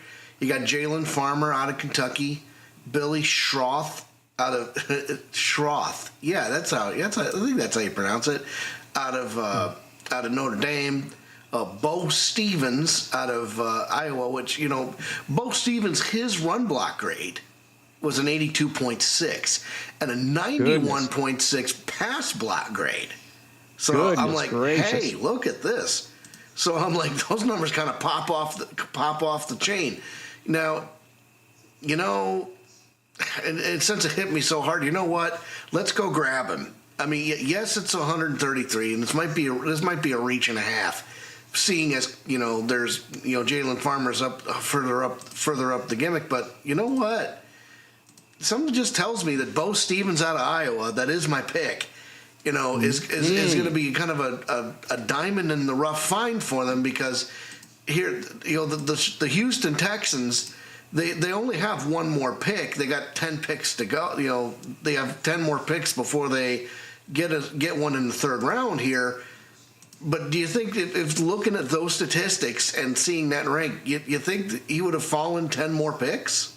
I got three things. Number one, sometimes you just go get your guy. Number two, one thing and we talked about it earlier, the University of Iowa, they love to run the football over there. And what do the Houston Texans like to do? They like to run the football. And number three, one thing that really stood out, and you mentioned it when you were talking about him, 91.6 pass blocking grade out of this guy. And guess what? CJ Stroud has been getting the hell beat out of him for 2 seasons.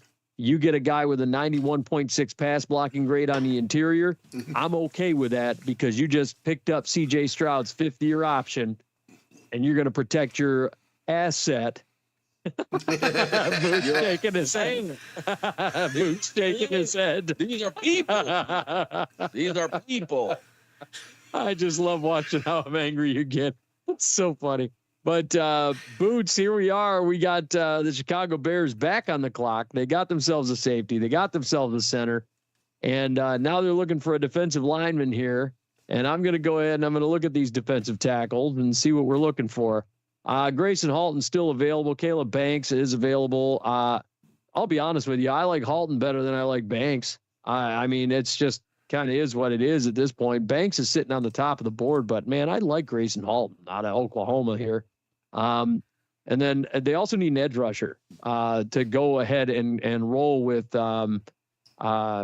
Sweat over there. So, I mean, I'm going to take a peek at the edge rushers real quick, and I see R. Mason Thomas sitting there. I see Malachi Lawrence sitting up there. You want to talk a good pass rusher? I mean, that might be the selection. I'm looking at R. Mason Thomas. In fact, I am going to roll with R. Mason Thomas out of Oklahoma here for the Chicago Bears to go ahead and compliment Sweat over there. I think that's just going to be a great move. Give me R. Mason Thomas for the Chicago Bears. Right. Yep. L.A. Rams. Boots, you got the Rams once again for you on the clock. Who you got?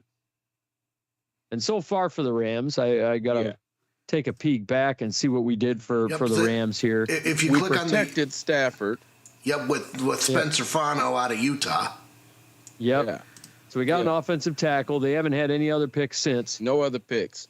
And with the situation going on with Puka Nacua, there, question marks all abound. Mm-hmm. Well, we don't want to deal with questions. We want to answer some questions. Not to mention him and Adams are both in contract years.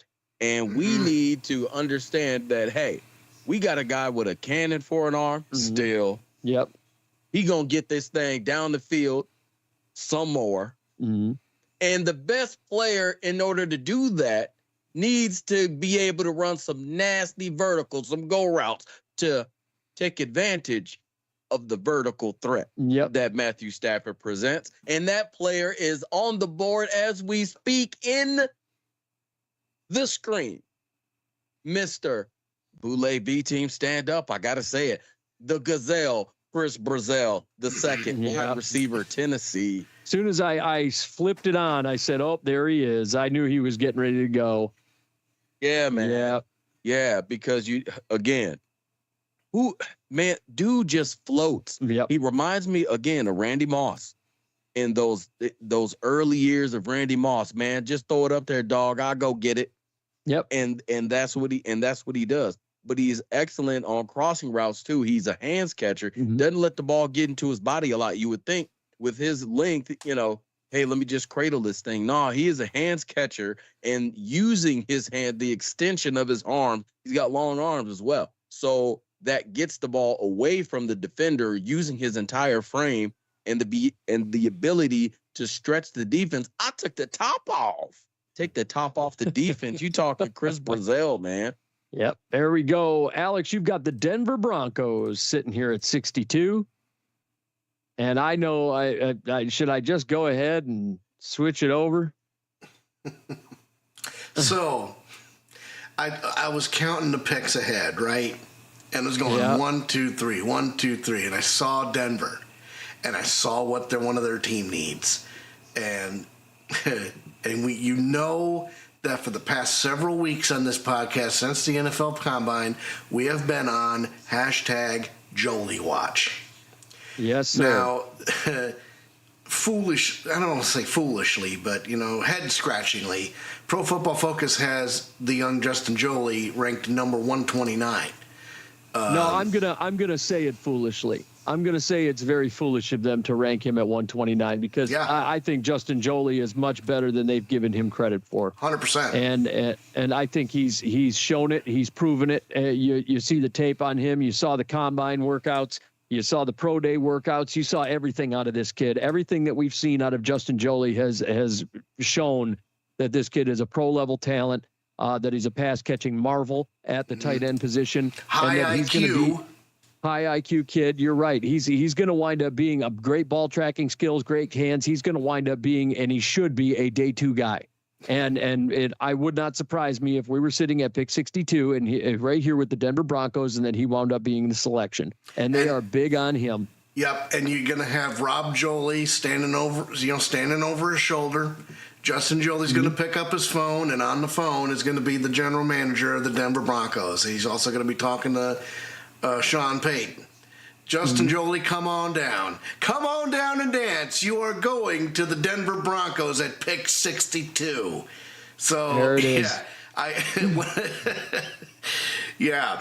mean, I know I kind of pumped this moment up a little bit, but you know what? It would be a great fit. It'd be a great story. The only thing better than that is if we kept going down the line here, 1, 2, 3, 1, 2, 3, 1, 2, 3, 1, 2. So I'll tell you when I get there. But the only thing that could have possibly been better is if let's say he doesn't get picked up by the Broncos at 62. There was another team that was looking at him, and they said that they were amazed by him. And you probably already know who I'm talking about. But the only thing that could possibly be better is if he gets picked up by this other team I have in mind. So, oh boy. But I'm thinking, you know what? The AFC West is a very competitive division. And they know what kind of talent this kid will have. That all these players have. So they're going to want to they're going to want to put a foot forward or something. They're going to want to, beat their opponent to the pass. And that's what the Denver Broncos are doing here. Yeah. And another team that's going to want to get everything rolling and beat their opponent to a pulp is going to be the New England Patriots. And they have a needed linebacker, and I really like this guy right here. Jay Golday out of Cincinnati will be the pick for the New England Patriots at 63. I like this pickup a lot. You want to talk about a guy that is great against the run. He's great in coverage. Not much of a pass rusher. He's more of an inside linebacker, and that's okay. I like having a good middle linebacker like Jay Golday there. I think he's rock solid. He fits exactly what Mike Vrabel likes to do. I think he would be a great fit for Vrabel's defense. Makes a lot of sense. Give me Jay Golday there. Boots, you've got 64, the Seattle Seahawks. If we recall what the Seahawks did in round 1, they went out and got Jadarian Price to go out and finish out round 1. So they got their running back. Where do you want to go with the Seattle Seahawks? They have a need still at edge and defensive back with several on the board still. What you got? See, here's the thing. When you're talking about defensive backs and you're talking about who you're going to be playing against, I just took Chris Brazil, the Gazelle, Chris Brazil II. To where? The Rams. Yes, sir. So you're going to need somebody to match up with that, right? You're also going to need somebody to match up with when we go to San Francisco, right? There's Ricky Pearsall there. Yes, sir. Still, right? You look at Arizona, Michael Wilson Jr. there, right? So I'm needing somebody that's going to be able to match up with those guys, that length at that boundary X position, with the length that and the height that these guys have. Yep. So I'm going to go to Cal. We taking a trip to we going back to Cali. Wow. Cali. I'm going back to Cali. I don't think so, but I think so. We going to Cal. We are going Hezekiah Massis, defensive back out of Cal. Wow. You watch the combine and I did not watch a lot of Cal games. I'm not going to lie to you, but watching him at the combine and his technique and what he was in his ability in the pass breakups, the interceptions that he's able to do. He is a piece, a guy that matches up well. Yeah. In the NFC West. Zone coverage corner. Zone coverage corner all day. Yep. All day. If you want Yep. If there was a place that I think he would fit, the only other place I think he would probably fit better would be Philly. That would be the only other place I think he would fit better would be Philadelphia with all those zone coverage looks. I think he would be a good fit. Yeah. And then, Alex, you're over here staring down the barrel of round 3, first pick of round 3, and it is the Arizona Cardinals. We are continuing in the NFC West here. Arizona, they still need a quarterback. If they're not going to roll with the Jacoby Brissett train, we'll see what happens. But they do have an offensive tackle already. They do get linebacker I'll call him a linebacker / edge in Arvell Reese. So they do have that, and they now they're over here needing a defensive tackle. They need a QB. What are you going to do for them? Well, you have a couple of ideas, but I'm going to go ahead and go quarterback here because it's first pick of the third round, okay?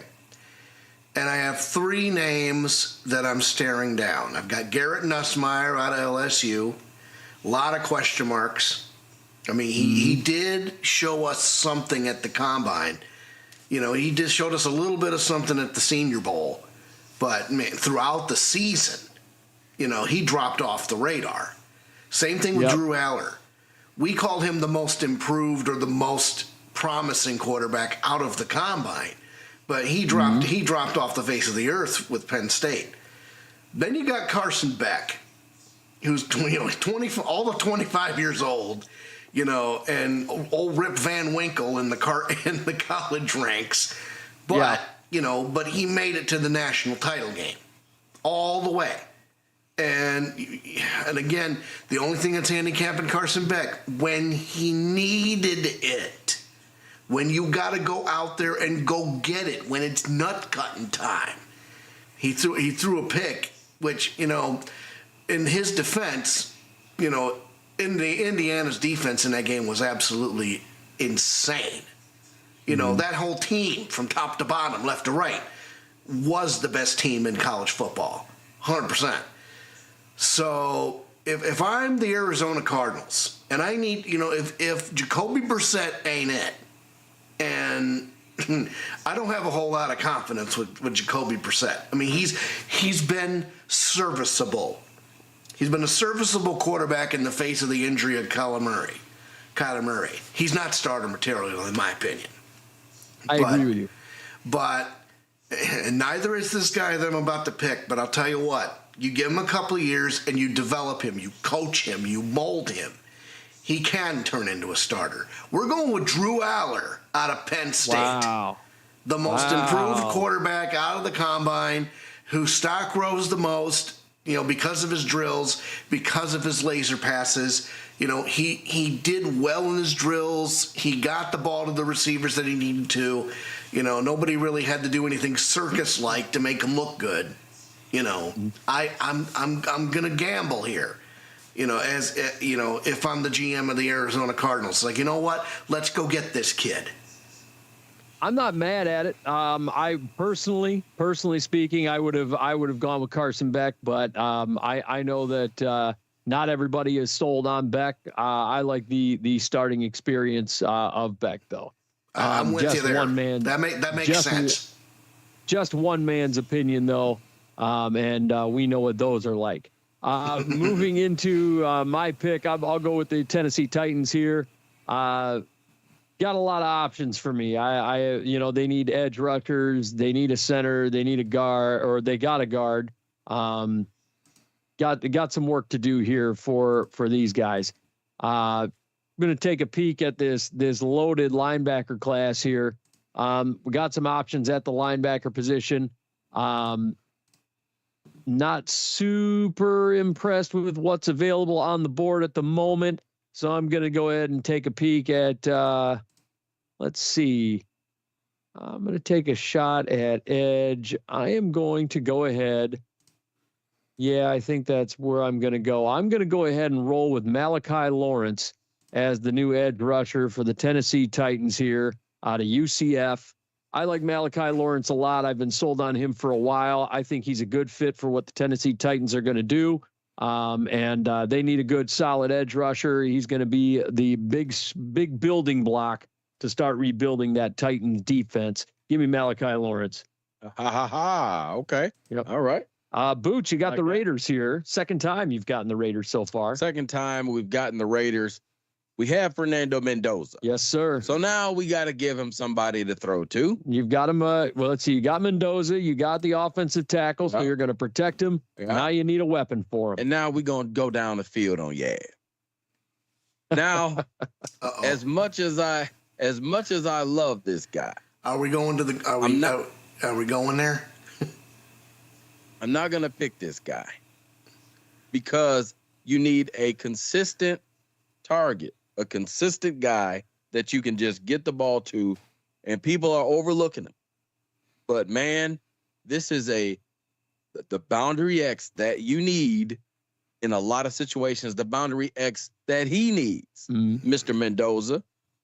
We will select Mr. Ted Hurst, wide receiver, Georgia State. Yeah, I wasn't sure if you were going to go with him or Deion Burks in that situation. As soon as you said overlooked, I said, man, Burks and Hurst are both being overlooked in a big way. Yeah, they are. But when we're talking about a guy that you can just put on that one side, the short side, just do that. Yeah. You know what I mean? Yeah. Now he's got Fernando's got a consistent target, go-to guy, number one guy, Ted Hurst. You saw the combine. A lot of people didn't see Georgia State. I saw one game, right? But I did see the combine. Yeah. And Ted Hurst continually showed up and was very consistent.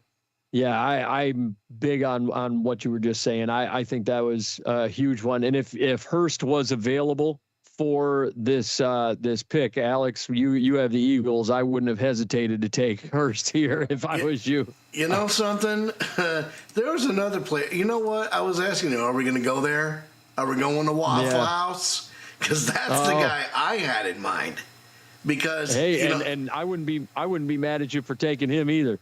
Yeah, no, it's like whether it's for the Vikings or not the Vikings, the Raiders. Well, the Vikings too, or the Philadelphia Eagles. I mean, he's fallen into your lap. You need a wide receiver to kind of and you've gotten this far. And you have your pick of the litter. So heck with it. Let's go get him. Let's go to Waffle House. And we're going to pick Elijah Surratt out of Indiana. Funny thing, even though they have Chris Bell, bootleg B team, even though you got Skyler Bell, bootleg B team, above him. Honestly, Chris Bell.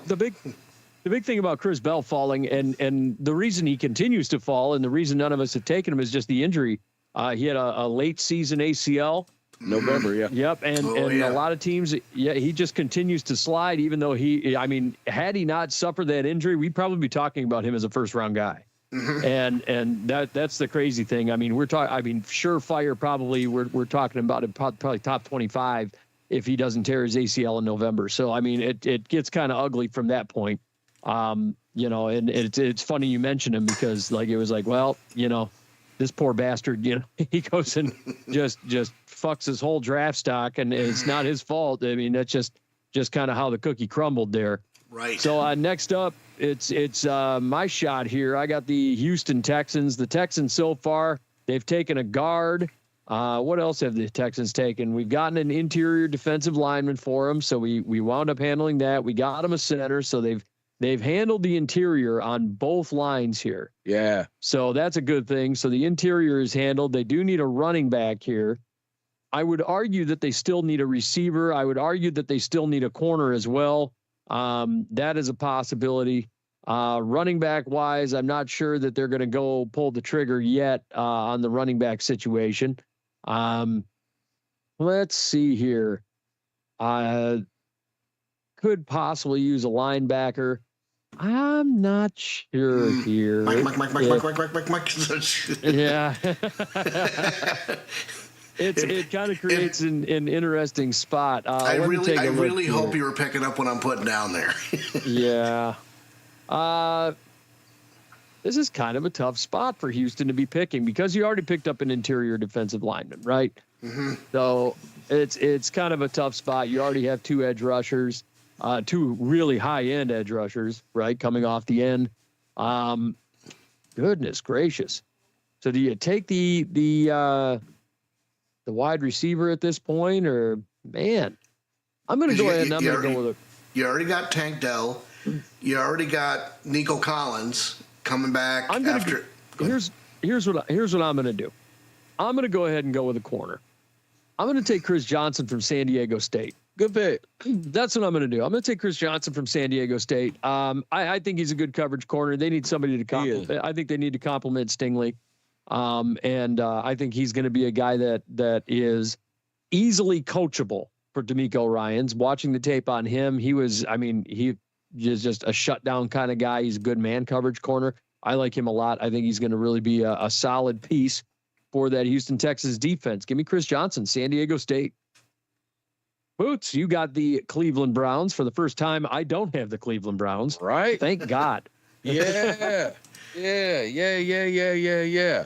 What are we looking at with the Browns? Okay. So the Cleveland Browns, if you recall, they've already gotten a receiver, right? If I'm not mistaken. They got Omar Cooper Jr. Yeah. Well, you made all the picks. Francis Mauigoa. They got the offensive tackle, right? They got Kenyon Sadiq, the tight end. Yeah. They picked up Omar Cooper Jr., the wide receiver. So we did that. And then we have entered the third round, and this is their first pick of the third round. So they do need a offensive tackle, and they need a guard. Well, actually, I'm sorry, they need a guard. Okay. They do need a guard. Yep. So let's go there. Let's go there because this guy has been overlooked, especially by me, but a lot of the so-called analysts. Yep. And we're going to go to Big Blue. We're going to Kentucky. We're going to draft Jalen Farmer. There you go. To continue to solidify that offensive line, because when you look across the AFC North, not just the defensive ends, right? We look at Cam Hayward, right? Mm-hmm. in Pittsburgh. We looking at Mason Graham in Cleveland. Well, he's going to be practicing against them, right? But at least there's strength on strength. Iron sharpens iron, right? So he's going to practice against Mason Graham. Sure. So you're looking at that aspect. And Dexter Lawrence and Cincy. So this is a trial by fire, but we gonna throw you in there, young man, because we know you can handle business. Jalen Farmer out of Kentucky. There you go. I've got the Alex, you've got the Washington Commanders, rather. They got the edge rusher David Bailey in the first round. He fell to them. In the second round, the Washington Commanders, they did not have a second-round pick. That was Houston Texans pick. So this is only their second pick of this draft thus far. They've got needs at running back, wide receiver, defensive line, and safety at this point in time. Yep. What are you going to roll with here? The problem here is this is their only pick now, through the third round. So if you got a guy that you have your mind on, this is the round to go get him. You know, you did pick up a stellar edge defender in David Bailey. I mean, that was just a steal, given the situation. So now you have to ask yourself, what do you need worse? You have Jaden Daniels at quarterback. Who knows what the future holds for Scary Terry McLaurin. Olmade Zacchaeus, went to a different team. So you kind of need help at the wide receiver spot. You know, you need a weapon for Jaden Daniels. You could also be argued that because Brian Robinson Jr. went to Atlanta to be the second B. Robinson on the team, you need a running back. So if we take a look at those two positions, we have, you know, a couple of pretty good. Oh, I got it. So pick 71, ranked 71, and he was very impressive at the combine. Honestly, yes, you could go with Chris Bell. You could go with Skylar Bell. You could even go with Antonio Williams, you know, those three wide receivers. But for my money, for a team, in my opinion, that likes to run the football first, and you may see it differently, I'm going to go with Mike Washington Jr. out of the University of Arkansas. You know, you don't know what's going on with the running back spot. You know, you had Adrian Peterson for a hiccup, you know, for a cup of coffee, you know, and Brian Robinson Jr., your top, you know, you got, you got Bill Krosky over there. Bill Krosky. But, you know, he didn't really pan out that much from last year. Is he going to be your starter? Probably not. He had like 2 good games, and then after that, he really didn't continue that hot streak that everybody was kind of hoping he was going to continue. He had that 3 touchdown game, I think it was, and then after that, it was kind of all right. You know, it was just meh. It's kind of what it was. So that's about all we got out of him. Next up, we got the Cincinnati Bengals here. The Bungles, they obviously it says they have a need at defensive line, but not anymore. They went out and got Sexy Dexy over there. So they did that. They went and got the CJ Allen in the second round for their linebacker position. They did not have a pick in the first round because of the Dexter Lawrence pick. So they went and handled that situation. So now we are looking at the Cincinnati Bengals at pick 72. The defensive line and linebacker picks have been situated. So let's take a look at safety. First of all, nothing there that really lights my fire. Jumps off the page. Yeah. So then I'm going to go, all right, well, let me swing over to the linebacker position. Look at that. Josiah Trotter sitting there at linebacker out of Missouri, and I think that's exactly where we're going to go for them. We're going to go with, and I'm going to take a peek real quick at interior offensive line, too, while we're here. And you know what? I actually like Billy Schrouth even better out of Notre Dame. It's a bit of a reach, but because of his run blocking and pass blocking grades, I think are phenomenal. He's vastly underrated. I'm going to go with Billy Schrouth here, actually out of Notre Dame. For the Bengals, I think they need to protect Joe Burrow. I think that's an even better pick than the linebacker. So go ahead and give me Billy Schrouth out of Notre Dame for the Bengals here to protect Joe Burrow. That's what I'm going to roll with. Boots, you have pick 73 in the New Orleans Saints on the board. All right, Saints fans, who that? Let's talk to them. We are going with the linebackers position. Yeah. Because again, there's age to have to consider when we talk about these guys. And a guy who really sticks out to me, who has been again on a championship team, making plays consistently throughout the game, stacking up running backs and putting them on their back. We going Aiden Fisher, linebacker, Indiana. There you go. The minute you said champion, I knew who you were going with. Yeah. It doesn't surprise me. A lot of these national championship guys are going to be flying off the board. Absolutely. You know, a lot faster than a lot of folks realize or expect. Especially, you know, third round and whatnot. You know, Aiden Fisher, you know, a lot of the projections put him much lower. But don't be surprised to see these guys going higher in these situations when we're getting into the third round and whatever the case may be. Alex, you got the Kansas City Chiefs. Here we are. They got. Let me take a peek at what they've got so far. They got Mansour Delane out of LSU, cornerback. They got an edge defender, Cassius Howell. and Avion Terrell out of Clemson, another defensive back. So it's been defense. You know, and at some point you kind of need to help with the offense. Now, they're pretty okay at the wide receiver spot, but at this point in time, I feel like they need a tight end. And if you didn't pick up on this earlier, if Justin Jolie didn't get picked up by the Broncos and he fell to 74, the Chiefs would be snapping him up right here. Because of what they saw out of him at his top 30 visit, you know, out of the things that I've heard from his father, Rob, if he doesn't get picked up by the Broncos and he falls to the Chiefs at this stage in the game, they'd be fools not to pick him up because he would be the heir apparent to Travis Kelce. Absolutely. Because you do have to answer that question. You know, is Travis Kelce going to be long for Chiefs Nation? Spoiler alert, he's not. He's not.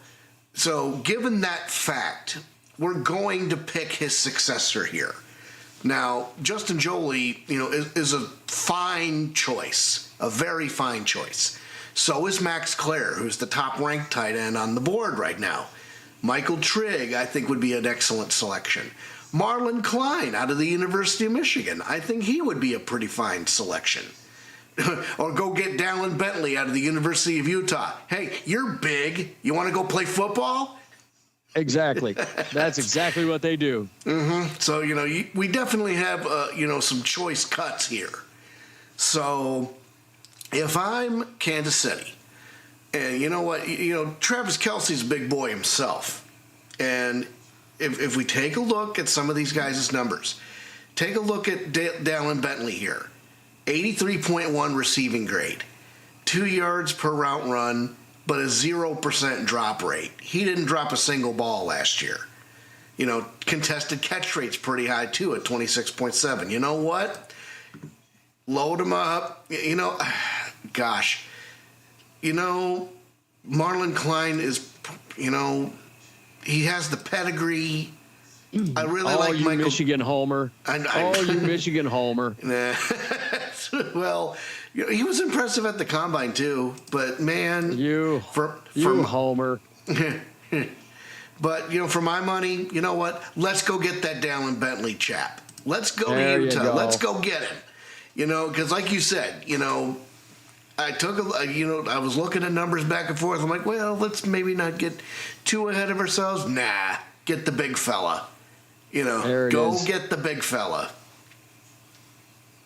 Well, next one is going to be relatively easy. Miami Dolphins. So for the Finns, they've gotten some work done here in this draft. They've been doing work.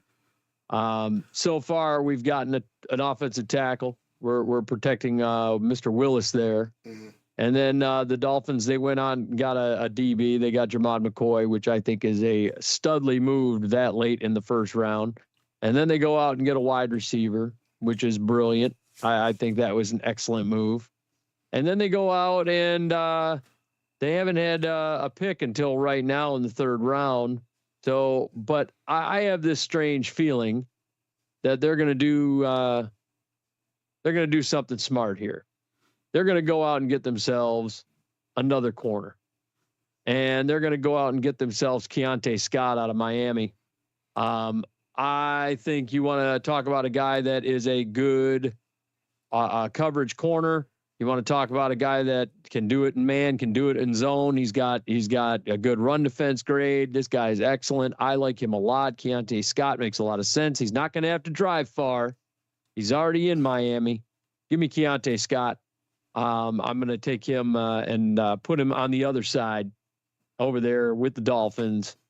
Double down on that defensive back situation. Go ahead and give me Keontae Scott. All right. Not a bad deal. Not a bad deal. And Boots, he's a very good corner. He is. He's very good. Boots, you got Pittsburgh over here. Okay. Now, Pittsburgh still has Aaron Rodgers. Yep. We know he'll be there, but he's on this last ride. Yep. Walking off into the sunset.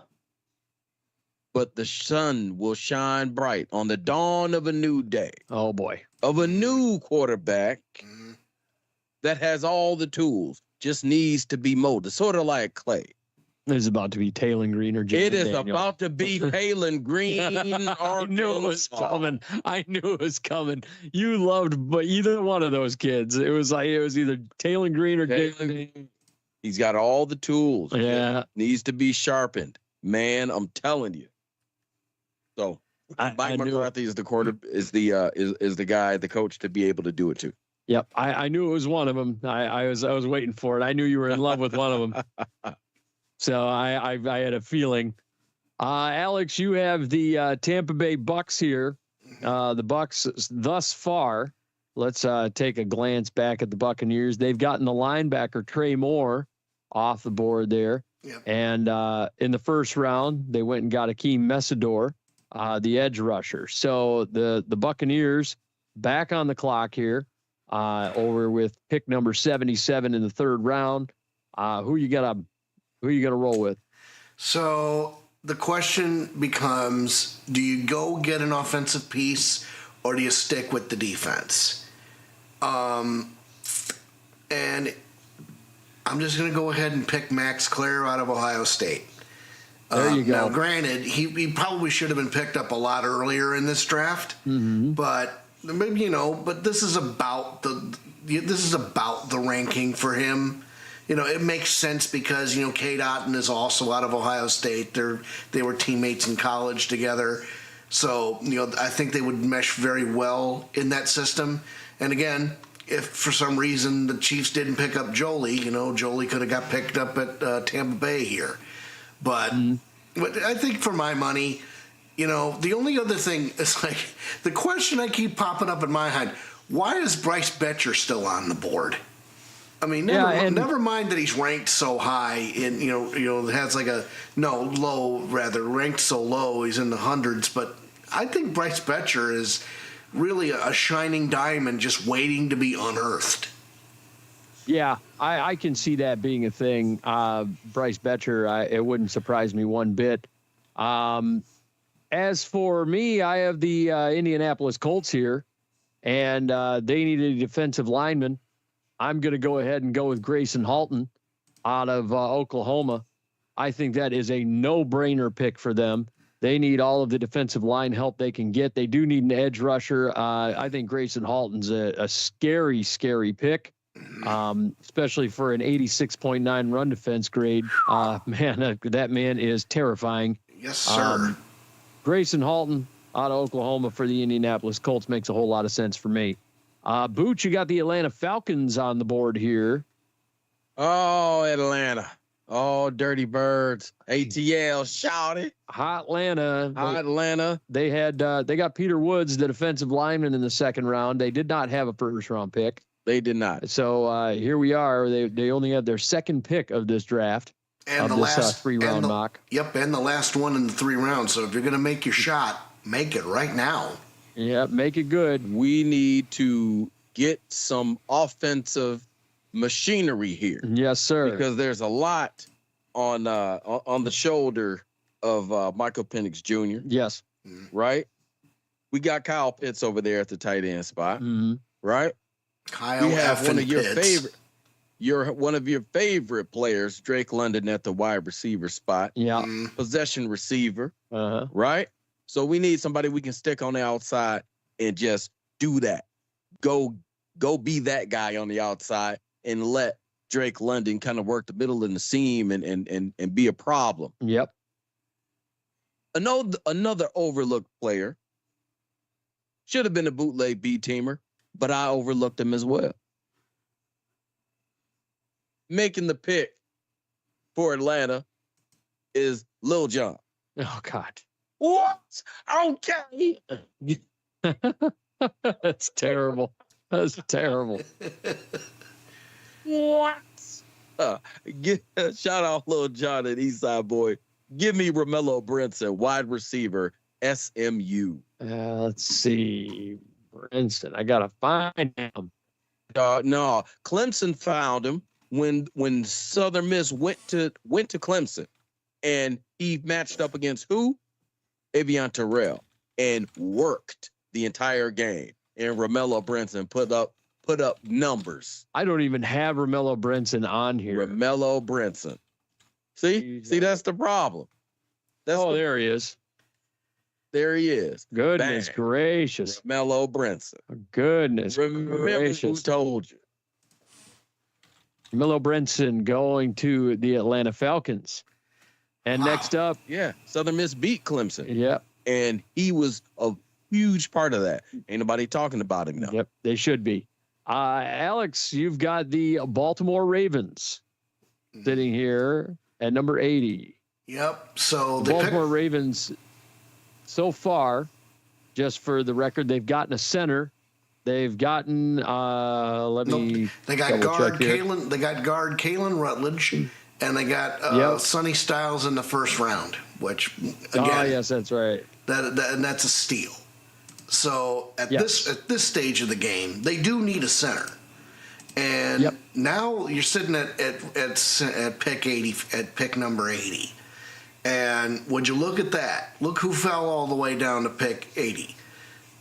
Somebody who's ranked 84 with an ADP of 84.2. I'm talking about now. There's Connor Lew out of Auburn, but for my money, I'm going with Sam Hecht out of K-State. Mm-hmm. You know, he was a good pick. He was one of my sleeper picks, if you recall.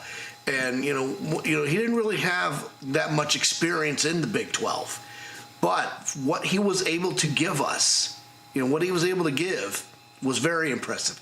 Very high pass block grade, very high run block grade, great in zone.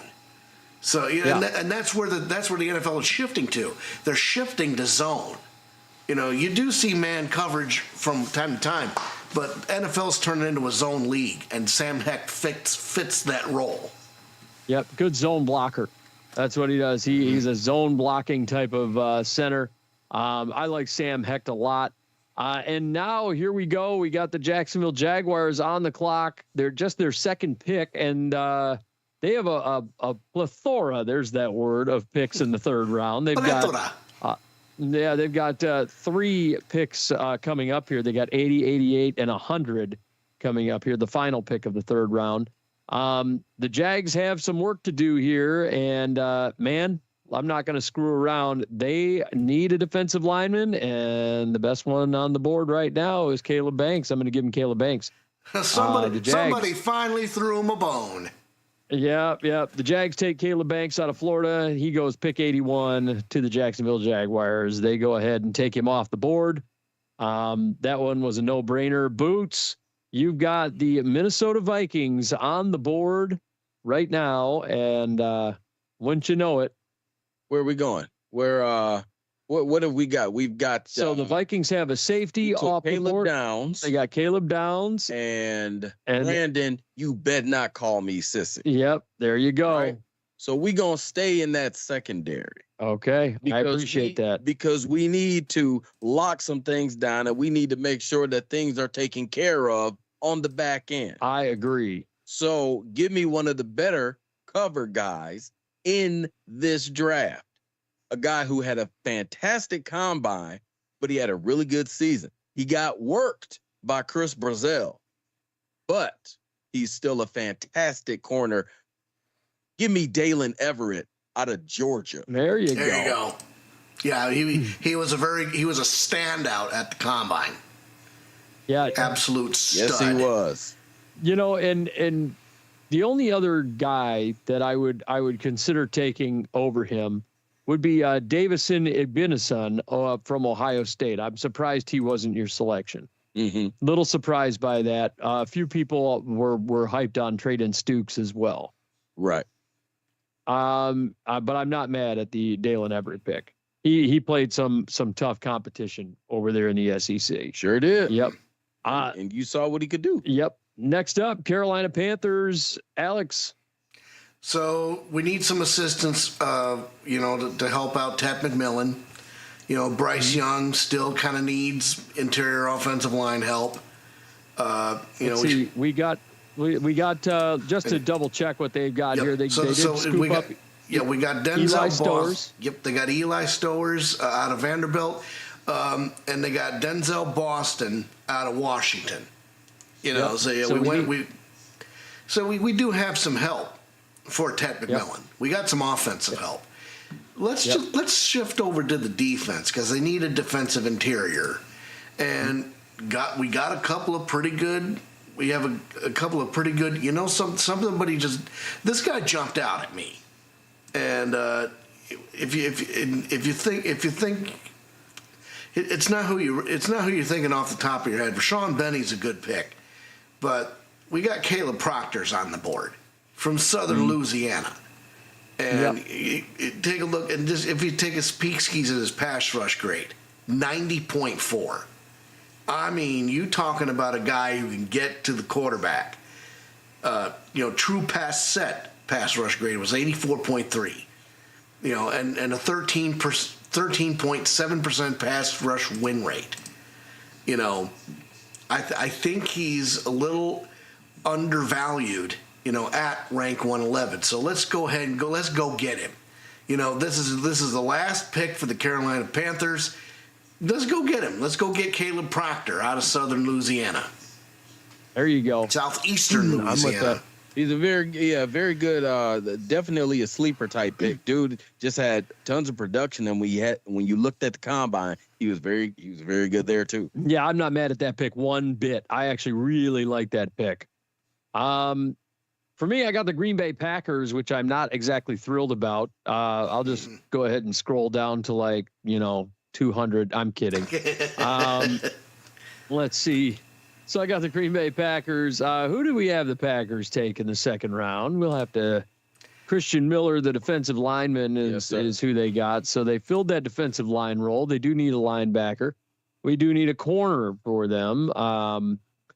So let me go ahead and take a peek at the corner situation. And you know what? They do like Ohio State corners. Let me take a peek at the guards as well. They do need a guard over there. Just going to take a peek around and see what they need. And they also have Josiah Trotter out there hanging out. They do like those blitzing linebackers, don't they? You know what? In fact, I am going to take Josiah Trotter out of Missouri. I think he fits what Green Bay likes. They like blitzing linebacker types. That's what I'm going to roll with. Josiah Trotter out of Missouri for the Green Bay Packers. I think he fits exactly what they like over there. Boots, go ahead and give me the Pittsburgh Steelers once again falling in your lap. Your Back Steelers. to the Steelers. Yes, sir. All right, where did we go in the first round with Pittsburgh? We went with Blake Miller to protect Aaron Rodgers. Then we went Colton Hood at the cornerback spot. Yep. Right? So now, what do we think they need? Let's take a look. And you took Taylor Green. And Taylor Green at the quarterback spot. Now you got somebody to mold. Okay. All right. So now, let's take a look. We can have a little fun now. Because we've taken care of some needs. We can have a little fun.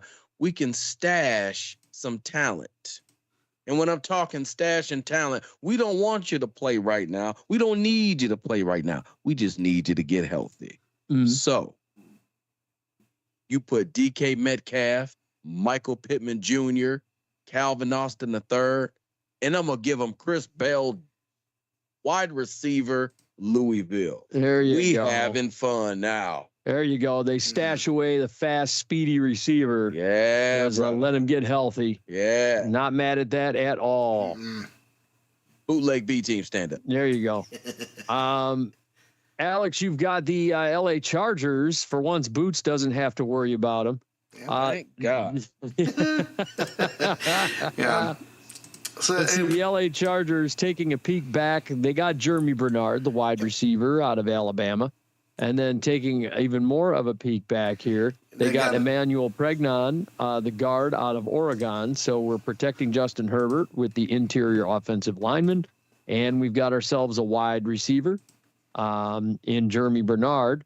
So now we have a receiver, we have a guard. What are you going to do with let's beef up the safety position. So we got a couple. So we got a couple of good prospects here. You got Kamari Ramsey out of USC. If you take a peek at him, grades are pretty, good, run of the mill. Forced incompletion rate was 10% last year, though. That's pretty good. Got Genesis Smith out of the University of Arizona. Very impressive coverage grade at 87.9. And a 26.1% forced incompletion rate. Well, Getty up 409. Yep. Come on down. Genesis Smith, you are the latest member of the Los Angeles Chargers. There you go. Genesis Smith out of when you have numbers like that just pop you in the face, with like a steel chair, it's like, how can you not pick that guy? Yeah, there you go. And next up, I feel like I got these guys quite a few times today, the Miami Dolphins. Mm-hmm. The Finns. Yeah, you have. Yeah, I have. The Finns, once again, so we've doubled down on the corner situation. Yep. We've gotten them. You need all the help you can get. We've gotten them an offensive tackle, did we not? I believe we did. Yep. We got them a receiver. Yep. We got Monroe Freeling in the first round. Got Jamad McCoy, and pick number 30. They got Bryce Lance, the natural, out of North Dakota State in round 2, and Keontae Scott, a couple picks ago. So now, and they have 3 more picks, including this one, before this draft is done. So let me take a look-see here and kind of assess the situation. I'm going to take a look here, and I am going to see. We do need to protect Malik Willis, but I don't know that there is very many rock-solid guards out there. I don't know that it's time to select somebody like Pat Coogan. They did need an edge rusher. They did need an edge rusher. Gabe Jackas might be a really good selection out of Illinois here. And our friend Anthony Manzano has a couple of suggestions. Whoever's drafting for my Dolphins at 87, draft Bud Clark. Well, Bud Clark's already been picked up in this mock draft. Yeah. It makes sense to me, though. It does make sense at this point, though, after, in real life. VJ Payne at 90 as well, because they got 3 picks coming up. So I know that you like VJ Payne. I got something better for you though, and I was contemplating safety, and here's what I got that's better. And I don't have Kamari Ramsey. I'm going to go ahead and go with Zaki Wheatley out of Penn State. If you look at these numbers for him, 83 coverage grade, 82.7 run defense grade. This guy's the real deal. Go ahead and give me Zaki Wheatley out of Penn State. 10% for the Miami Dolphins. 10% forced incompletion rate, and only 11.5% missed tackle rate. That's pretty good. Yeah. What are the 2 main things that a defensive person is commanded to do? Pursuit and tackle. And I think the Zaki Wheatley kid can really do that. But Boots, what do you think about Wheatley there? I don't mind it. You don't mind it? No, I don't mind it. Yep. You've got the Jacksonville Jaguars on the board here, Boots. Jacksonville. Duval. Duval for you all. Let's see. Okay, where did we go with Jacksonville last round? I believe it was Kyle Lewis, linebacker out of Pitt. Yes, sir. Correct? Okay, Kyle Lewis out of Pitt. No first-round pick for them. And then we already selected one thing for them in this round, if I'm not mistaken. Yeah. Yeah, we did get Caleb Banks, the defensive tackle. For Jacksonville? Yes, sir. Well, we're going to stay on defense. Okay. Because they need to make sure that is solidified. Mm-hmm. And there's somebody that's been overlooked. He is a top guy that has to play like the other guy because the other guy is the top guy. Oh, okay. We go into Texas and we give him a defensive end. We having fun. Mr. Romello Height. Welcome to Jacksonville. I love Romello Height. I was wondering when he was going to go in this draft because I feel like Romello Height is a guy that's been overlooked in this draft. He has been so overlooked. He's a top guy that has to play like the other guy because the other guy is the top guy. If David Bailey wasn't as good as he is, then Romello Height would be that guy. Yep. That's it. I agree with you. I agree. Alex, you've got the Chicago Bears here. Mm-hmm. Chicago, we've given them a center. We've given them a safety. We've given them an edge rusher. I mean, here we are. What are we going to give the Chicago Bears? So if we're looking at Chicago and looking at their needs, first of all, they got Jake Slaughter out of Florida. They got AJ Halsey out of LSU, which, a safety, the guy was built like a brick shit house at the combine. I wouldn't have been surprised if he was a linebacker. That guy was huge. And then for his position, R. Mason Thomas, edge rusher out of Oklahoma. This is their last pick. So, it looks like, for all intents and purposes, they have their edge rusher, they got their safety, they have everybody. Like Boots has said, let's have some fun. So, let's keep it going. You know what? He's fallen this far already. And a lot of people have said, Zachariah Branch is the real thing. Well, we kind of scratched our heads about that. You got Zachariah Branch, you got Deion Burks, two, studly wide receivers. But for my money, you know what? Let's just go ahead and get Zachariah Branch just for kicks, out of the University of Georgia at the wide receiver position. So yeah.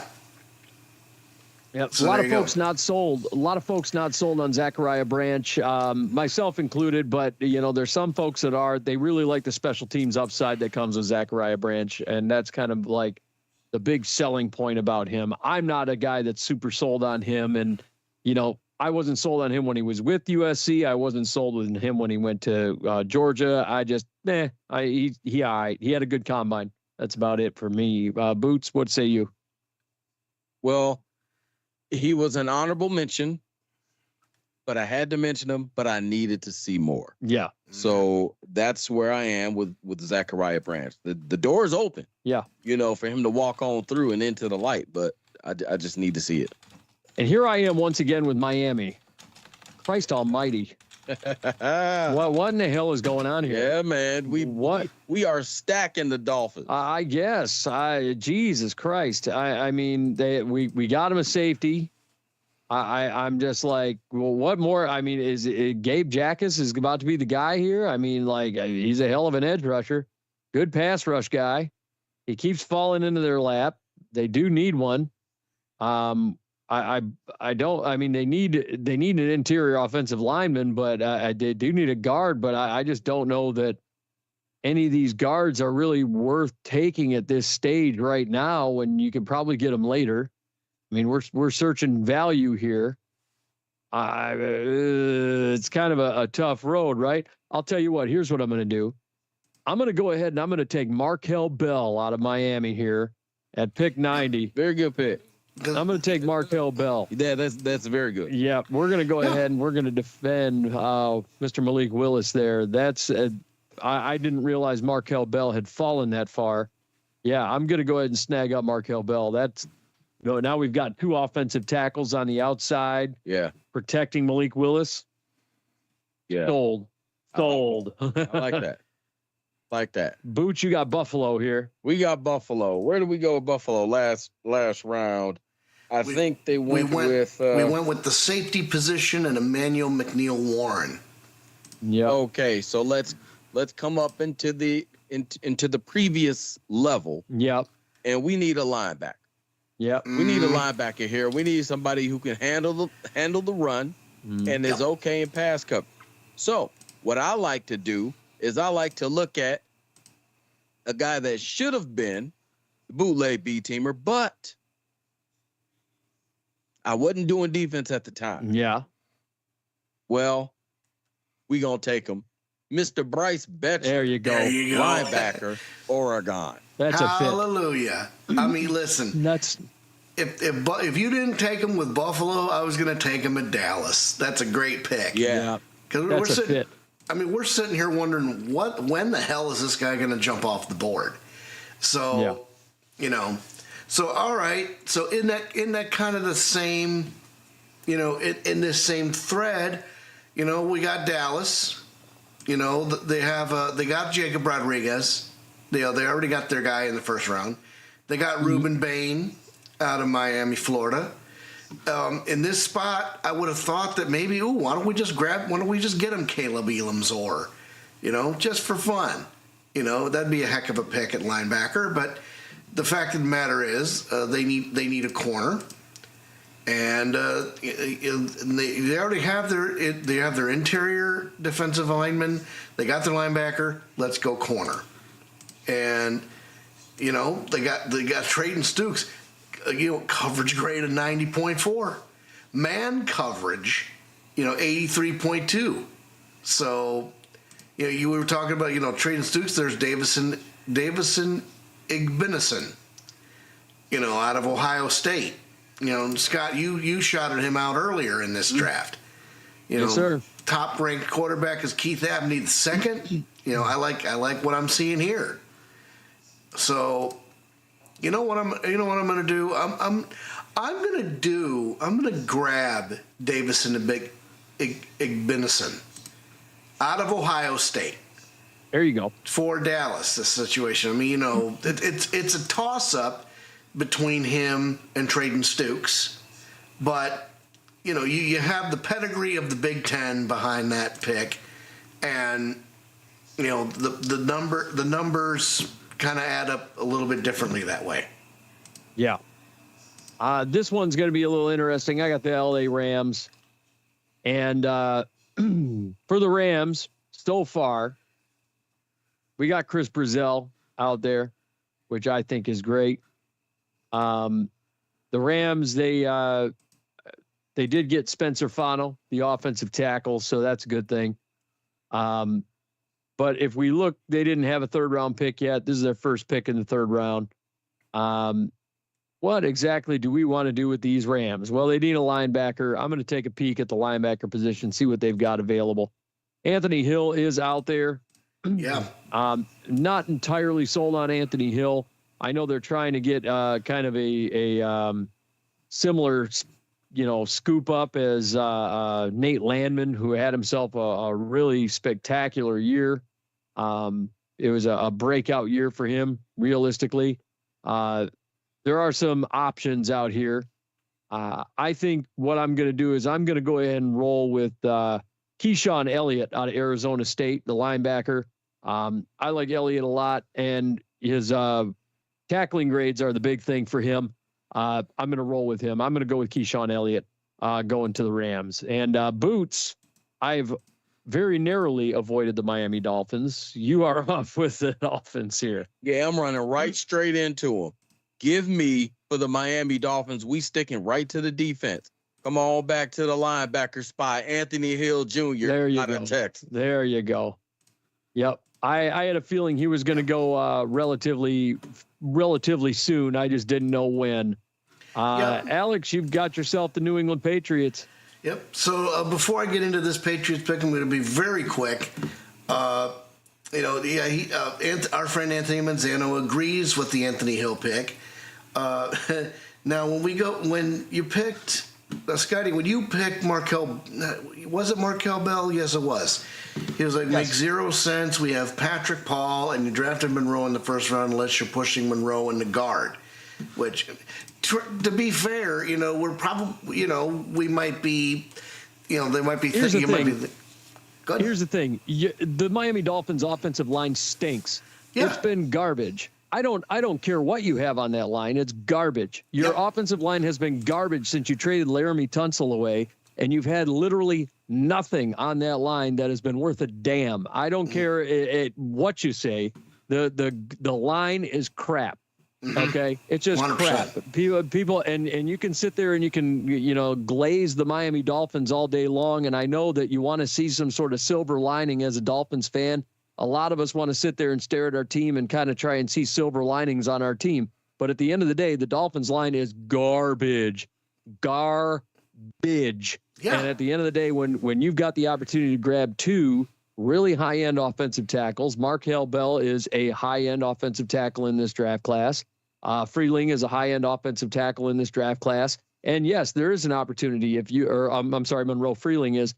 You have an opportunity to possibly kick one of those guys into guard. It's a possibility, yeah. But at the end of the day, I think both those guys can play offensive tackle. There's no reason to even question picking either one of those guys up because of the fact that both of them are high-end offensive tackles and they're better than what you have. I mean, at the end of the day, the Miami Dolphins offensive line stinks, period. That it has stunk, period, for a long time. And their defensive line is stunk too. I mean, the Dolphins have been, they had one good hot year when they had that triple threat offense with Tyreek Hill, Jalen Waddle, and Devin Achane. With that triple threat, they had a good run. But, the offensive line fell apart. The defense fell apart. We saw what happened. And, of course, the team's been torn down to the studs. And so it's a good position. It's a kind of a bad problem to have and a good problem to have because you can't go anywhere but up with this draft, no matter what you do. So you have an opportunity here to make some moves to pick yourselves up off the floor. So that's the way I would look at it. And anytime you get an opportunity to get a player that's in the top 101 picks, that is one of the best players in this draft class, that is a top offensive lineman, then you're going to take that guy. You take him. Markel Bell is sitting there, you take him, period. I mean, he improves your offensive line, even if it is a matter of kicking him into guard, like you said. I mean, he improves your offensive line, which stinks. You have nothing. It's old Mother Hubbard, and nobody's in the cupboard. Exactly. Alex, you have the New England Patriots on the clock here. Real quick, Matt, we have Max from Arizona State. I'm not going to try to butcher that name again. And Jake Golday out of Cincinnati, linebacker. So, yes, sir. We have your tackle. We got your linebacker. Let's go grab a defensive lineman. So if we take a look at defensive interior, if we take a look at edge rusher, we have a pretty good, pick of the litter here. Jabe Jackus is the highest ranked out of all of those positions, and he's, out of Illinois. His grades are really good. He has an 88 pass rush grade, a 14.9% pass rush win rate, and what is it with the true pass rush grade? I mean, that sounds like it's a very specific lineup. Yeah, that's something. So basically, if there's no play action, if it's not any sort of special like a how do I put that? I don't know why this term is escaping me at the moment. Basically, if there's no play action, if there's no why is this term escaping me, Boots? Well, while he digs into the dirt for that, I'm gonna. Yeah, I don't know why this is escaping me and why this is so difficult for me at the moment. Right. Holy smokes! Okay, so while that, I just got hit in the face. Continue. It's late. It's you getting. Just go ahead and continue doing what you're doing. It's getting late. It's getting late early here at the Steele Twins. At the Steele Twins recording studio. Pass. If there's no run pass option type of situation, things like that. That's a true pass set would be just a straight pass, guys, straight drop back, things like that. And I just got hit in the face with a steel chair when it comes to numbers here. Joshua Josephs out of the University of Tennessee. I'm going to go pick that. I'm going to get that guy. So he had a 90.6 pass rush grade, pretty good run defense grade at 77, and a 21.3% pass rush win rate. Hello. And this late in the game, let's go get it done. And one little tiny note here about Patrick Paul here. I pulled up his grades on Pro Football Focus. He has a 66.2 offense grade, 74.4 pass block grade, and only a 58.5 run block grade. I mean, those numbers don't jump off the tape for me. Yeah, I agree with you. I wouldn't call it horrible, but it's like, when you have players of this caliber in the draft, you could, again, like I said, like we said before, you can only go up from here. Bingo. I got the Seattle Seahawks. We have tackled some things for the Seahawks here. Obviously, we got them a corner here. We got masses for them earlier on. We got Jadarian Price. We got the halfback for them. So we did get them some running back power. We got a little bit of work here to do for the Seahawks, though. 96 pick here. We need an edge rusher. We got to do something to fix that situation. I am going to go with Jackis here. I'm going to go ahead and scoop him up. Give me the edge rusher out of Illinois. I think that makes a lot of sense at this stage of the draft. That's a steal. A guy who's projected 51 goes 96 overall. Yeah, I'll take that in a heartbeat. That's a steal. Boots, you got my Minnesota Vikings sitting here. And it's pronounced jackass. Oh,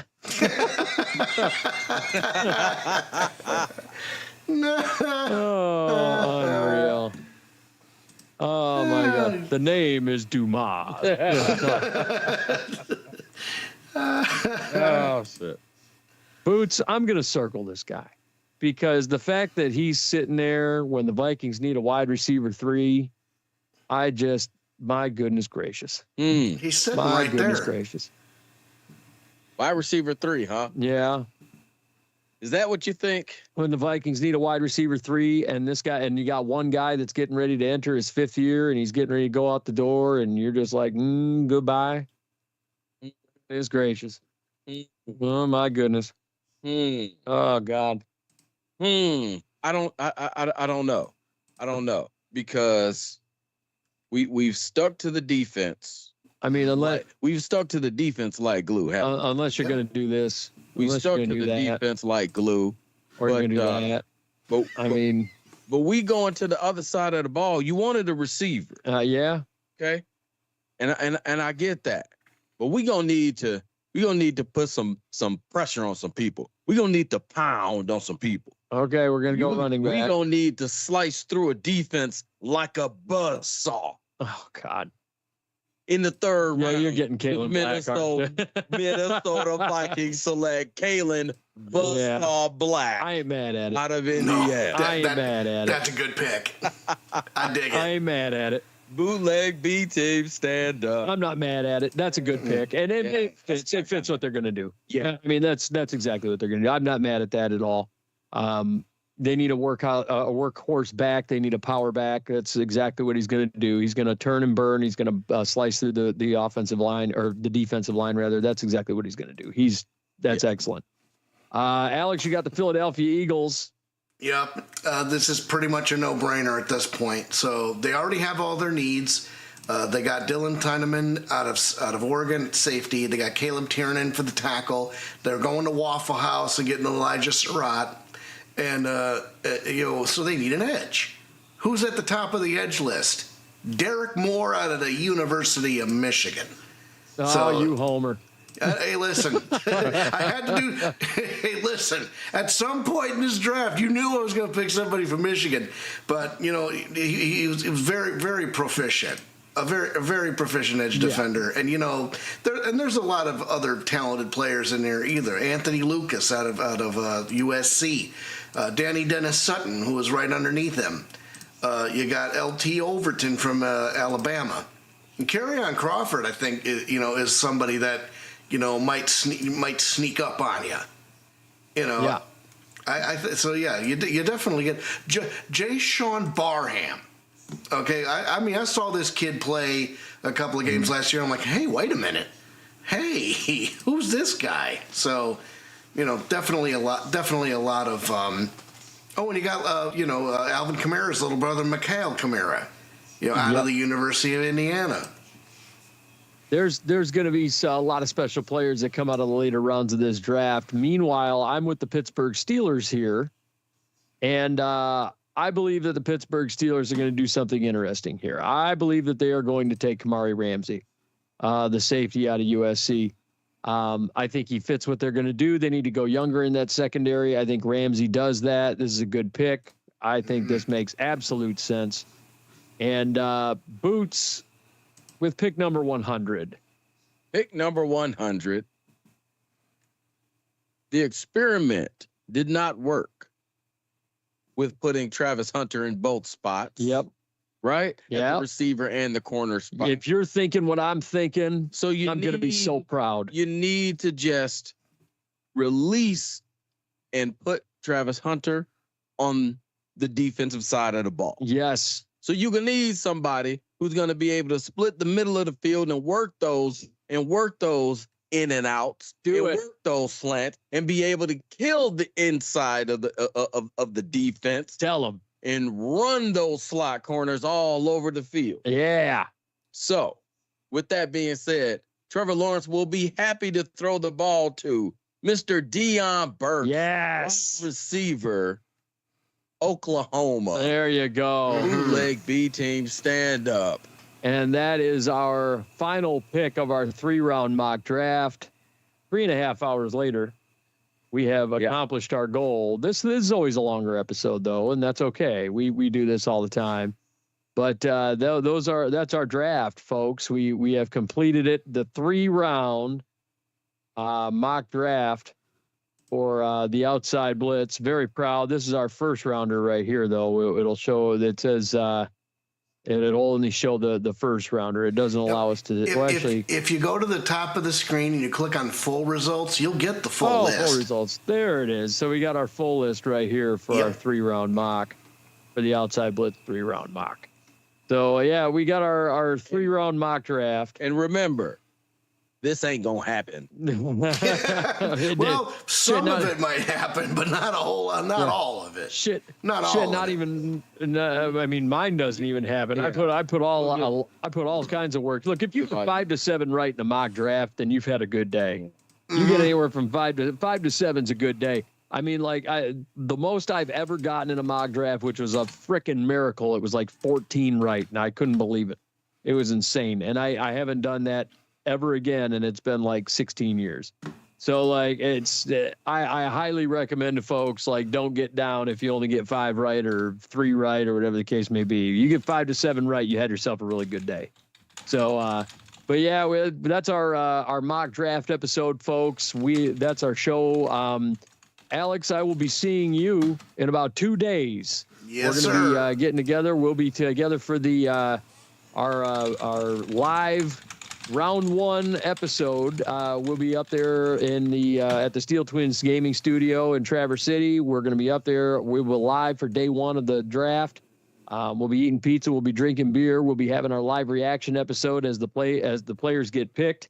It's going to be a hell of an adventure for us up there. So we will have the Outside Blitz going LIVE live up there in Traverse City. So I hope everybody's excited for that. For our reaction episodes, it'll be me, Alex, the Cannonball, Alex Steele. We'll have the package, Andrew Steele, and then we will also have Ray Collins joining us. We will be live for you guys. You guys can comment. You guys can talk to us. We're going to be having ourselves a good old time up there in Traverse City. Before we get out of here, we want to give a shout out to It's Your Time Massage. Amanda's a wonderful massage therapist. She does tremendous work.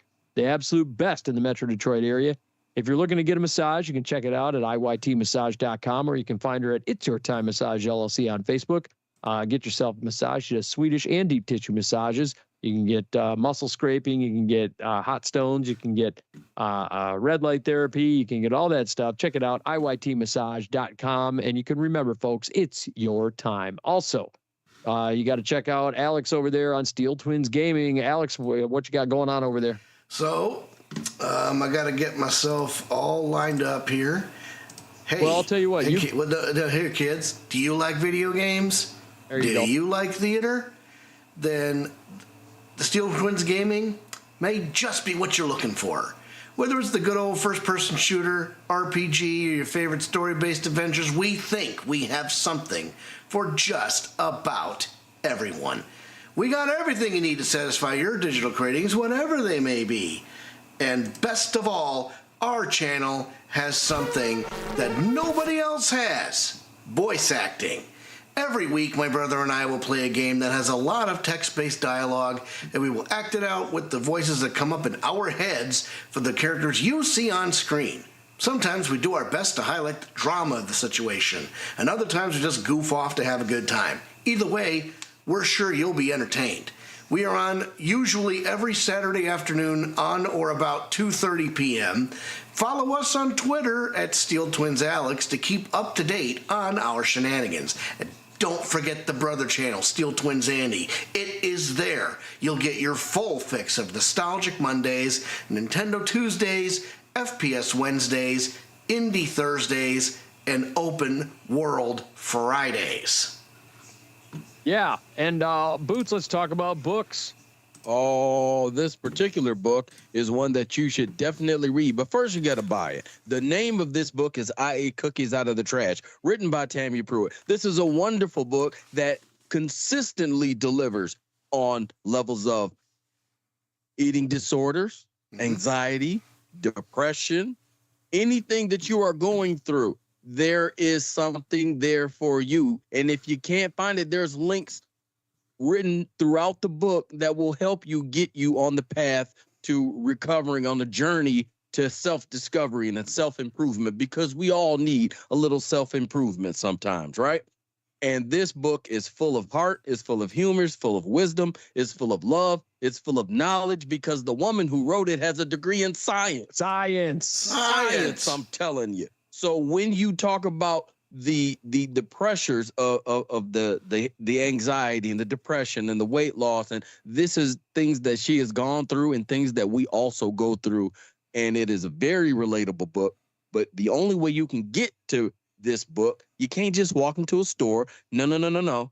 They will kick you right out when you ask for it, because they won't know what you're talking about. But if you go online, you go on Amazon.com, you type in I Ate Cookies Out of the Trash, pop right up like a Pop-Tart. You go to Googlebooks.com, there it is. You go to Ask Jeeves. You are the only person in the world that still asks Jeeves. I'm telling you, you are. I asked Jeeves everything. You know, the other day I asked Jeeves what was the difference between the snowman and the snow woman. You know what he said? What was that? Snowballs. Unbelievable. When I asked Jeeves about I Ate Cookies Out of the Trash, it spit out the answer. And you need to. Applebooks.com, Amazon.com, BarnesandNoble.com, the actual bookstore.com, Barnes and Noble, and you can find this book. You find it, you buy it, it'll get delivered right to your house. You open up the door, there it is.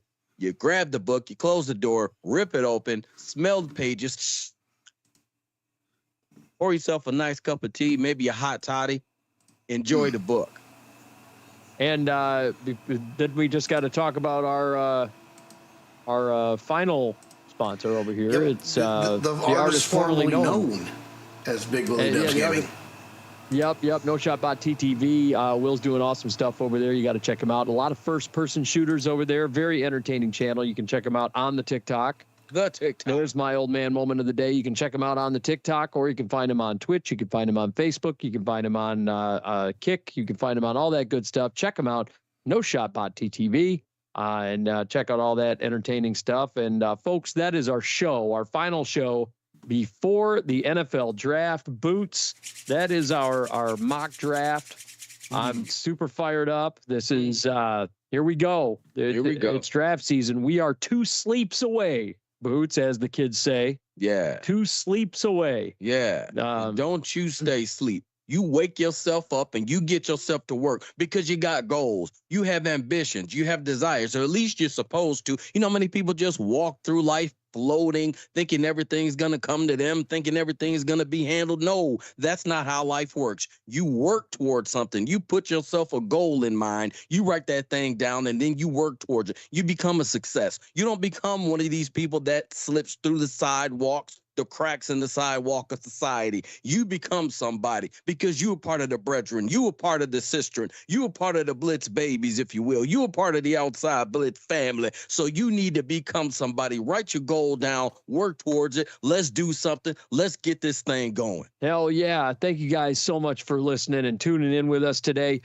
We will see you live on Thursday for the first round of the NFL draft. Alex, myself, Steel Twins Andy, Ray Collins. We will be LIVE live for the first round of the NFL draft. So tune in, join us, give us your comments, talk with us. We love it. We love the interaction. We love the fact that more and more people have been listening to the pod. So we appreciate you guys so much. Thank you so much for listening. Thank you so much for joining us. We'll see you next time right here on the Outside Blitz.